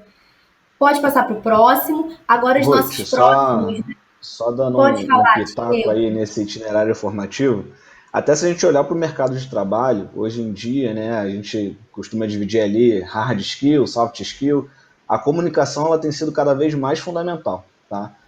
A própria característica de escolha de um profissional ela tem mudado. A gente não tem mais optado tanto por um profissional que tem uma memória absurda, que guarda tudo, tal, não sei o quê, porque hoje o acesso à informação ele é muito fácil. Então a gente precisa cada vez mais de pessoas que tenham uma habilidade de comunicação, que saibam se portar no ambiente de trabalho, que saibam se comunicar, saibam mandar um e-mail, saibam expressar o que estão sentindo, né? E aí a gente começa a falar sobre inteligência emocional e várias outras coisas. Então esse itinerário formativo, cara, dentre todos aí, também é fundamental. Isso que o Michael falou é muito legal, né? Porque apesar do projeto de vida ele ser uma vertente do novo ensino médio, o projeto de vida ele está dentro do novo ensino médio. Ele não é assim, agora você vai ter projeto de vida e aí em todo o restante você esquece do projeto de vida. A gente está falando sobre comunicação não violenta. O que é isso se não formar um aluno integral?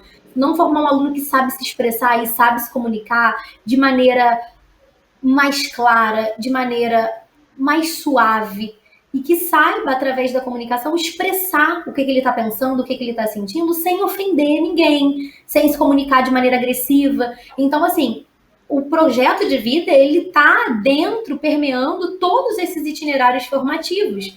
E isso é muito legal, né? Quantas vezes, às vezes, a gente não sai de uma aula que é, caramba, eu ensinei muito mais nessa aula do que esse determinado capítulo desse livro didático, desse material. Mas a gente debateu uma coisa super legal, a gente, poxa, conversou sobre um assunto de atualidades, a gente falou sobre gentileza ou qualquer coisa nesse sentido. Então, a gente vai permear também dentro dos nossos itinerários essas habilidades trazidas, né? Esses objetivos do projeto de vida em geral, né? E a gente vai finalmente para os itinerários das ciências humanas. Aí esses aqui eu vou falar com tranquilidade, né? Nosso primeiro itinerário aí de ciências humanas, pode compartilhar aí com a gente o slidezinho, por favor? Próximo, por favor.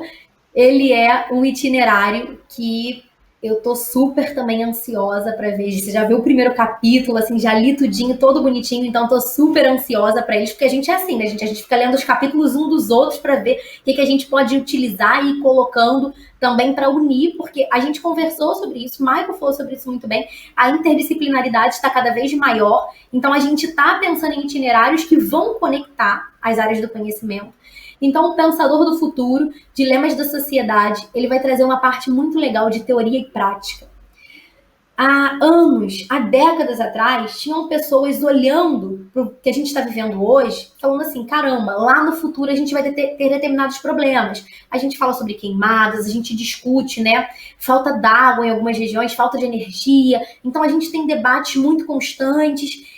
Poxa, a pandemia do coronavírus, que afetou a beça, a economia, a sociedade, a nossa saúde física e mental. E aí essas pessoas estavam olhando para onde a gente está hoje, para esse futuro, e estavam falando assim, a gente tem que tomar determinados cuidados, tem que fazer tais ações. E dentro desse itinerário, além da gente trabalhar esses grandes pensadores, a gente vai trabalhar também pessoas que estão colocando a mão na massa. Pessoas que viram assim, caramba, o mundo não está funcionando muito bem dessa maneira. Então, o que eu posso fazer para contribuir? E tudo isso, tanto esses pensadores como essas pessoas que vão colocar a mão na massa, que vão agir, elas vão estar permeadas, né, pela essa mediação da Agenda 2030, né, da ONU. A ONU já refletindo e pensando sobre como a gente pode dar mais equilíbrio para as sociedades, como é que a gente pode crescer economicamente, mas ao mesmo tempo sendo ecológico, ao mesmo tempo conservando esse meio ambiente, sendo justo, não incitando conflitos e guerras. Então, é muito legal a gente conseguir, através disso, mostrar para o aluno que é muito importante pensar e refletir sobre determinadas coisas e é muito importante também colocar a mão na massa e agir para que esse nosso futuro seja melhor. Então, tô vendo aqui que o pessoal no chat está gostando dos nossos itinerários, estou super animada. Pode passar para o próximo itinerário, por favor. Nosso próximo itinerário, por alguma razão, né, que eu vou já comentar já, é o meu queridinho, que é cultura pop, aprendendo com o cotidiano. Eu sempre entrei em sala de aula, né, e eu sempre fui contra essa ideia de que, tipo assim, o aluno tá vendo vídeo, ele tá mandando mensagem, e tudo que ele faz não serve de nada para a educação dele. Na verdade, o Michael falou uma frase, né, que, assim, quando a gente está na faculdade, a gente debate muito sobre isso, né, que o nosso aluno, ele não é uma página em branco. Eu lembro quando eu estava na graduação que eu ouvi uma frase que me marcou, que é assim, a gente não está formando mini historiadores. E aí aquilo me impactou muito, porque às vezes você pergunta uma coisa pro aluno, você não lembra que eu dei na aula passada isso? Ele fala, caramba, não tô lembrando. E aí você fica frustrado, né? Você pensa assim, caramba, será que tudo que eu fiz até aqui não funciona, né? Não sei se vocês já passaram aí por esse questionamento. E aí eu penso assim, né? por que não a gente pegar o que esse aluno já sabe, essa página dele que já está riscada, que já está marcada, esse conhecimento que ele já carrega com ele, e a gente não trazer isso para ensiná-lo. A gente, em sala de aula, a gente não só leva conteúdo, a gente não só leva aprendizado, a gente aprende também. Então, por que não pegar o que eles aprendem no cotidiano, por exemplo, animes e esse K-pop agora que está na moda, e música, e cinema, e trazer essas coisas que eles assistem para o nosso cotidiano. Então, eu tô aí escrevendo esse itinerário formativo, né? Tá sendo assim uma imersão em várias coisas, porque a gente fala sobre muitas coisas, mas quando a gente vai escrever sobre essas coisas, a gente precisa de um embasamento teórico, então está sendo aí uma imersão. Então está sendo muito legal falar sobre temas que os alunos falam, os alunos trazem pra gente, eles indicam às vezes, tô vendo essa série, vê isso, vê esse filme, e a gente tem que estar antenado, né?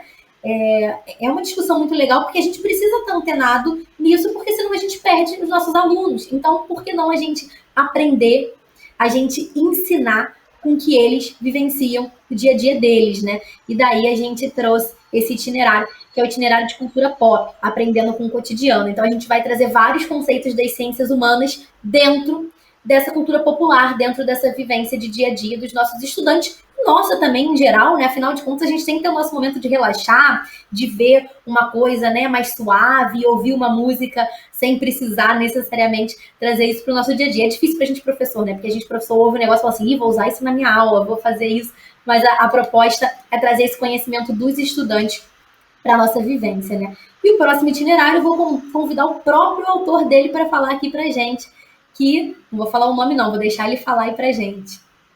Michael, Eu sou suspeito para falar desse itinerário, né? Porque é o itinerário que eu estou construindo aí.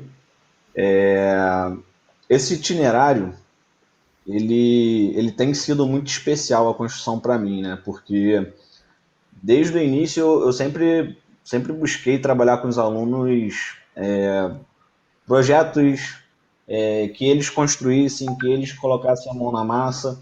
E a gente sempre teve uma preocupação muito grande de falar assim, mas para construir eu preciso ter material, né? Para construir eu tenho que ter um equipamento de outro mundo, tem que ter uma impressora 3D, uma cortadora laser.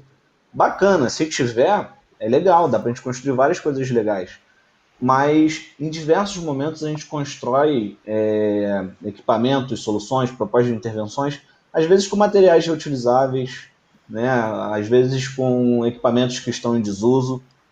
Então, a proposta desse itinerário formativo é justamente associar alguns conceitos que a gente vê lá na cultura maker, né, que é colocar a mão na massa, construir, mas aliar esses conceitos às práticas de sustentabilidade. Então, a gente vai levar muito em consideração o que esse aluno vai construir dentro da realidade dele. Uma coisa interessante que eu tenho tentado construir é mostrar para o aluno como que ele vai aprender, porque é extremamente importante, e aí eu acho que isso vale para qualquer itinerário formativo, que ele seja ativo em todo o processo. Então, por exemplo, no primeiro capítulo a gente discute sobre a aprendizagem criativa. Por que a gente vai trabalhar a aprendizagem criativa, né? Por que ele tem que pensar, por que ele tem que brincar, né? Que é dar o play, por que ele tem que interagir com os pares. Então, toda essa construção eu trago dentro desse itinerário formativo para que ele consiga criar, modificar, esquematizar e elaborar projetos. Então a gente vai passar um pouquinho pelo método científico, a gente fala um pouquinho sobre programação, né, linkando também a outros itinerários formativos. Quando o Diego estava falando lá do itinerário de programação, né, que está dentro da área da matemática, eu costumo dar um exemplo que é o seguinte, eu pergunto muito isso para os alunos, né? Qual a diferença entre um hardware e um software, né? A diferença entre o hardware e um software é que o hardware você chuta, porque é o equipamento, é a máquina, né? E o software é aquilo que você xinga, que você briga, porque ele é o código, né? É o sistema. Então esses conceitos eles já estão determinados. Mas eu pergunto para eles, se você para pensar, o telescópio Hubble, né? A maioria das pessoas já ouviu falar pelo menos, é um telescópio mais importante que a gente tem, que faz várias imagens do espaço e tal. Ele é um hardware, é um software? A primeira pergunta que o aluno responde é um hardware, porque é um equipamento. Só que o telescópio Hubble tem mais de 1 milhão de linhas de código de programação. Então, esses conceitos de hardware e software, eles começam a se misturar e a tecnologia ela passa a ser cada vez mais presente no nosso dia a dia. Quando a gente fala sobre Smart TV, quando a gente fala sobre smartwatch, quando a gente fala sobre equipamentos inteligentes. E aí começa a surgir até outros conceitos de indústria 4.0, educação 4.0. A gente viu aí durante a pandemia a importância da tecnologia na educação. Então, a ideia dentro desse itinerário formativo é mostrar para ele a importância da programação, e apresentar algumas ferramentas que eles consigam construir projetos. Então, a gente fala, por exemplo, um pouquinho sobre o Scratch, que é uma plataforma de programação em blocos que permite a construção de animações, jogos, simulações. Então, a gente pega a ferramenta que é a programação e dá uma aplicabilidade para ela. Então, a gente pede para eles construírem no primeiro capítulo um jogo que vai envolver conceitos de sustentabilidade. Então, a ideia desse itinerário é principalmente colocar a mão na massa, construir projetos levando em consideração esses conceitos aí de sustentabilidade. E é interessante porque a gente consegue perpassar aí pelos quatro eixos estruturantes, né? Então a gente fala um pouquinho de cada um, a gente consegue trabalhar diversas habilidades e é bem interessante. Eu não vou me alongar, senão eu vou falar muito. Se vocês quiserem saber mais do itinerário, vocês vão ver depois no capítulo 2, 3, 4, aí por diante.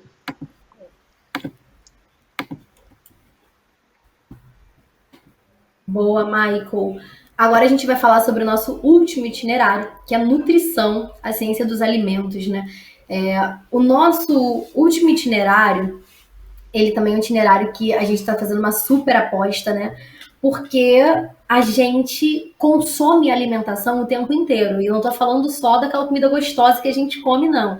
Tô falando que a gente vivencia, né? Quem tem rede social vê daqueles pratos mais enfeitados e gente postando uma dieta que tá fazendo e qual produto é melhor de consumir e umas pessoas dizendo que não pode comer pão e outros nutricionistas dizendo que é para comer pão no café da manhã sim. E a gente vê esses debates aí que estão cada vez mais recorrentes sobre a nutrição.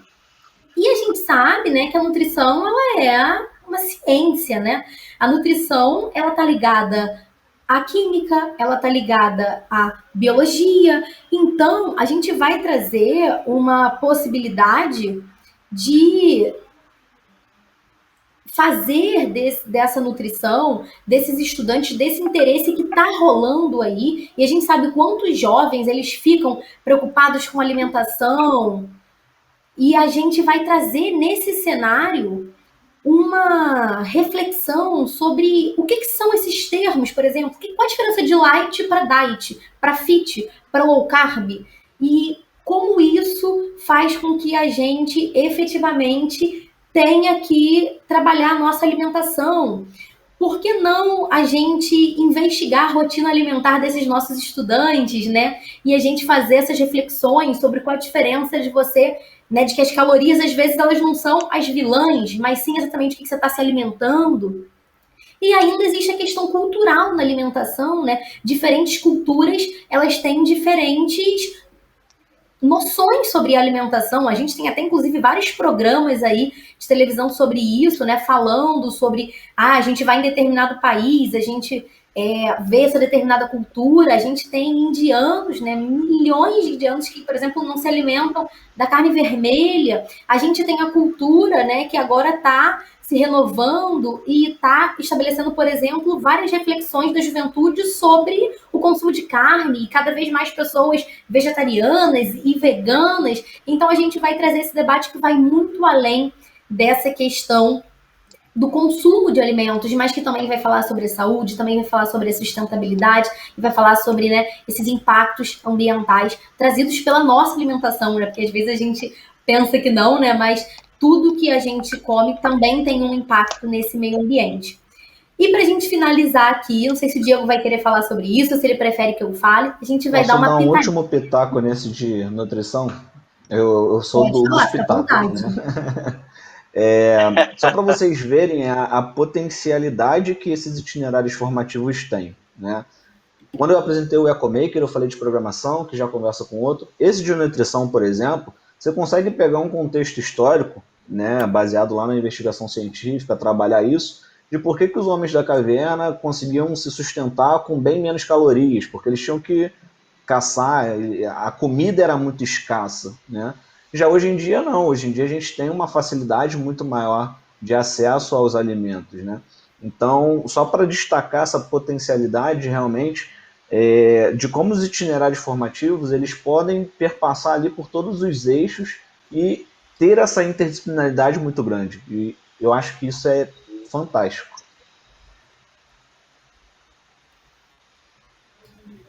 Beleza. Diego, quer falar alguma coisinha antes da gente passar para nossa novidade aí também? Assim, só complementaria o que o Michael já citou, né? Essa possibilidade de você integrar realmente, né, esses momentos. Então, falar de Agenda 2030, e eu costumo falar, né, com professores e com alunos que é assustador pensar que a gente está há 9 anos, a gente está em 2021, e a gente não conseguiu chegar nem perto de vários objetivos que foram traçados para a nossa humanidade, né?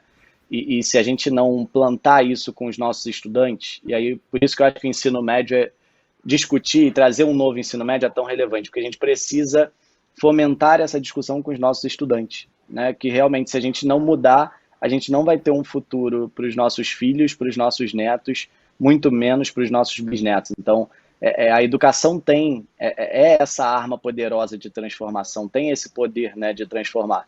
E é interessante pensar como que esses momentos eles podem ser integrados. Então, falar de nutrição, mas falar de Agenda 2030, falar de sustentabilidade, do impacto, né, dessa alimentação, né, na sociedade. Então, falar de diferença social relacionada a tudo isso, que também vai estar abordado ali nos 10 capítulos. Nós vamos abordar isso nos 10 capítulos, né, do Pensador do Futuro, Dilemas da Sociedade, como que a gente pensou de uma forma a realmente conectar esses pontos e formar esse indivíduo muito além da matemática, da história, da química, da física, mas formar esse indivíduo para a vida, que eu acho que é o grande ponto, e é isso que nos faz acordar todo dia, é por isso que nós estamos discutindo aqui, nós três, e conversando com tantos outros que estão nos ouvindo. A gente acorda para isso, para entregar um aluno melhor para a sociedade. Passar de ano é consequência, passar no vestibular também, mas o nosso trabalho é muito mais de formação. E todos esses pontos que nós comentamos aqui, esses eixos estruturantes também, eles caminham para essa nossa necessidade da sociedade, né? Que é formar alunos que tenham essa visão mais global. E aí eu vou deixar, Ruth, você encerrar e falar um pouquinho desse trilhar e desses caminhos possíveis para os nossos estudantes, que isso também, de certa forma, está conectado com o nosso bate-papo de amanhã, né? Que como que esse aluno lida com essas escolhas.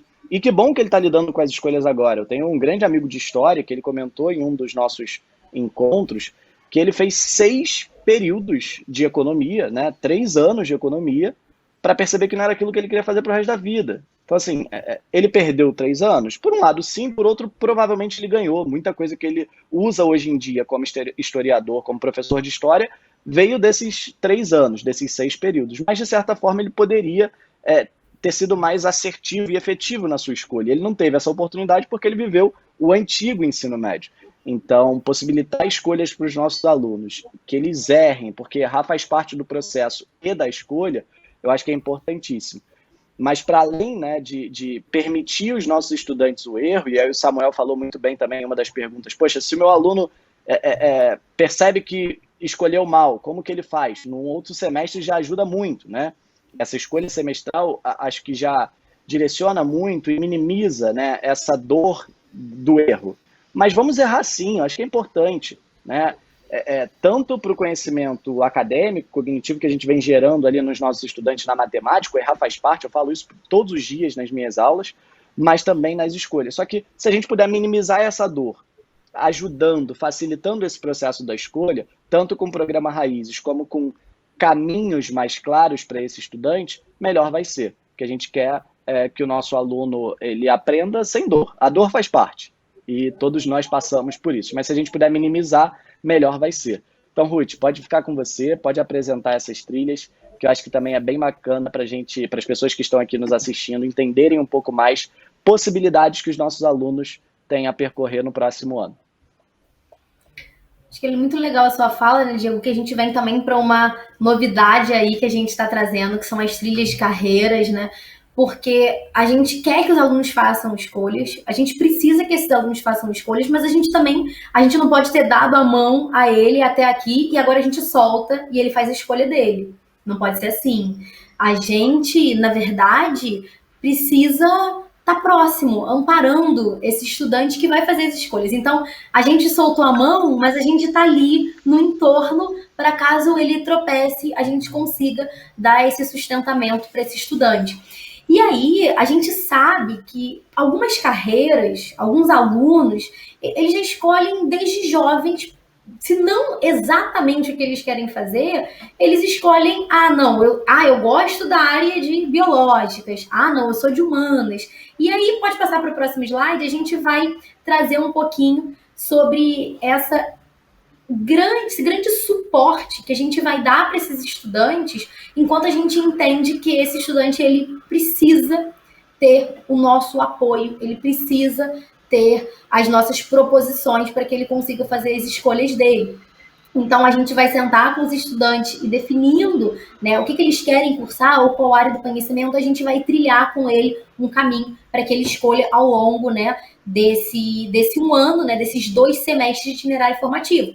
Então, se ele quer fazer a área de saúde, é importante, né, que ele faça o nosso itinerário de nutrição, que vai discutir vários temas super importantes, mas também ele precisa estudar a arte da comunicação, ele também precisa saber se comunicar, saber como tratar, por exemplo, um paciente, ou também a gente não pode, apesar da gente saber que os nossos alunos eles não são uma nota e eles realmente não são, ele também precisa estar treinado para poder escrever uma redação, escrever um artigo que ele vai fazer na faculdade. Matemática financeira também tem a ver com a área de saúde, também. A gente entende que o nosso estudante que vai trabalhar na área de saúde, ele precisa do contato com a matemática, sim. A matemática ela é de extrema importância para quem vai trabalhar, seja com enfermagem, seja com a medicina, biomedicina. Então, é de extrema importância.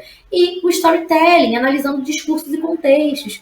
Como não, né? Como a gente não precisa se comunicar, a comunicação é a nossa primeira coisa que a gente faz assim que a gente nasce, né? A gente já começa a se comunicar, seja através do choro, através dos gestos, depois através da fala. O nosso corpo se comunica com a gente também. A gente já tá cansado, ou a gente tá estressado, a gente já sente uma dor no lugar que, não tô legal hoje. Então a gente trabalha com isso. Passa pro próximo para mim, por favor.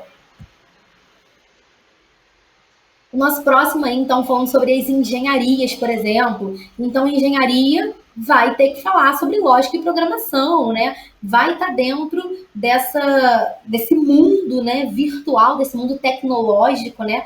E por que não também tem que saber escrever, tem que saber falar. Então, o engenheiro, ele também vai escrever artigos, ele também vai entrar em propostas de negociação. Então, é super importante a gente vivenciar isso. A matemática financeira, né? Ele vai pensar sobre o dinheiro, vai pensar muito, né? Na faculdade de engenharia a gente tem muita matemática por aí pela frente, né?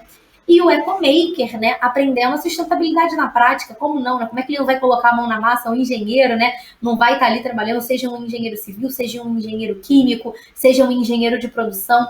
Então, a gente queria mostrar para vocês, antes da gente encerrar a nossa live aqui hoje, que a gente tá pensando assim profundamente nos nossos estudantes e que a gente pensou e refletiu muito sobre os nossos professores, a gente pensou e refletiu muito enquanto sistema de ensino para apresentar para vocês algo que fosse palpável, algo que fosse realizável, porque também não adianta a gente mostrar para vocês um sonho e que esse sonho não seja real, né? Como a Adriana falou, a gente está formando pessoas para o mundo real, a gente está formando pessoas para que essas pessoas elas se tornem além de estudantes, para que essas pessoas elas se tornem formadas através de cidadania, que elas se tornem indivíduos que pensem no coletivo, mas que também reflitam sobre si, então que vai muito além dessa formação geral básica, que é o que a gente já tinha no nosso novo ensino médio, né?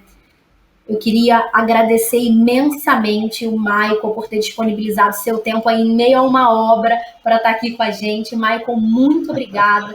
Diego também tá com um fundo bonito aí, todo de tijolinho aqui para a nossa live de hoje. Queria agradecer Diego, queria agradecer o Michael e queria agradecer principalmente, acima de tudo, todos vocês que estão aqui com a gente até as 7h55. A gente falou assim, não, de 1h30 a gente não passa. Estamos aqui quase 2 horas juntos. E assim, eu estou muito feliz com a repercussão dos nossos itinerários e a gente vai sim disponibilizar depois esse material para vocês terem acesso, para vocês olharem. A galera está pedindo aí no chat, a gente pode disponibilizar para vocês esse nosso material. Queria agradecer aos dois, queria agradecer a galera do chat, queria agradecer a galera do estúdio aí que também está por aqui com a gente. Gente, uma excelente noite para vocês e eu tô esperando aqui vocês amanhã, né, também. Amanhã a gente tá aqui de novo, não é isso? Excelente, excelente. Obrigado pela conversa, pela troca, Ruth e Michael. Sempre um prazer trocar com vocês, sempre um prazer. E para as escolas que estão aqui nos ouvindo, assistindo, super disponíveis para continuar essa troca, continuar esse debate. Quando a gente apresenta, quando a gente ajuda, né, numa implementação desse novo ensino médio, a escola recebe sim, a escola ganha muito com isso, mas pode ter certeza que o Raiz ganha muito mais, né? A gente adora partilhar. Educação é isso, né? Eu costumo falar que educação é partilha de conhecimento, seja com os alunos, como a gente vive no dia a dia, seja com os professores, com os educadores de modo geral. Quando a gente constrói essa rede de educação, todo mundo ganha, né? A gente costuma, inclusive, estampar e divulgar muito isso nas nossas redes sociais. Mais do que um sistema de ensino, nós somos uma rede de educação. E a gente vive isso muito na prática e na essência. Então, se vocês quiserem continuar esse bate-papo, quiserem conhecer um pouco mais, quiserem ajuda na implementação do novo ensino médio nas escolas de vocês, contem com a gente. Vai ser um prazer ajudar. Então, obrigado pela participação. Fico por aqui. Vou deixar o Michael também falar um pouquinho e se despedir. E obrigado, Michael. Obrigado, Ruth, porque vocês são fundamentais nesse processo também como autores e como parte, né, de toda essa discussão, de toda essa implementação. Obrigado também para vocês. Não, com certeza. Eu também quero agradecer a Ruth, ao Diego pelo convite, para a gente poder conversar. Foi engraçado que eu perguntei a Ruth assim, Ruth, vai durar quanto tempo? Não, 1h30. Mas a gente é professor. O professor gosta de falar, né? Mas queria agradecer imensamente a todos que ficaram aqui até o final, acompanhando a gente, interagindo. Menos ao meu vizinho que está fazendo obra, que provavelmente ele não está assistindo, né? Senão, com certeza, ele teria parado também para poder perguntar e interagir. Como o Diego falou, a gente está aqui à disposição, tá? Acho que, independente de tudo, a educação, ela tem que ser primordial, ela sempre foi primordial e vai continuar, independente do modelo. Eu acho que a gente tem um papel muito importante nessa construção, que é fazer dar certo, né?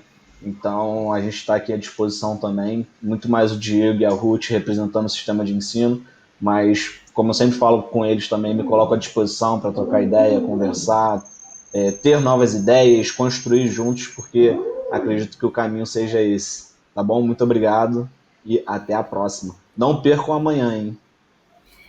Antes da gente se despedir, finalmente agora, só para avisar que a gente colocou no chat o link do nosso e-book do novo ensino médio, que também está bem explicadinho, falando sobre a legislação, sobre a reforma, para tirar mais dúvidas ainda de vocês que possa surgir aí pelo caminho, beleza? Gente, uma noite incrível. Amanhã a gente está junto de novo. Tchau, tchau.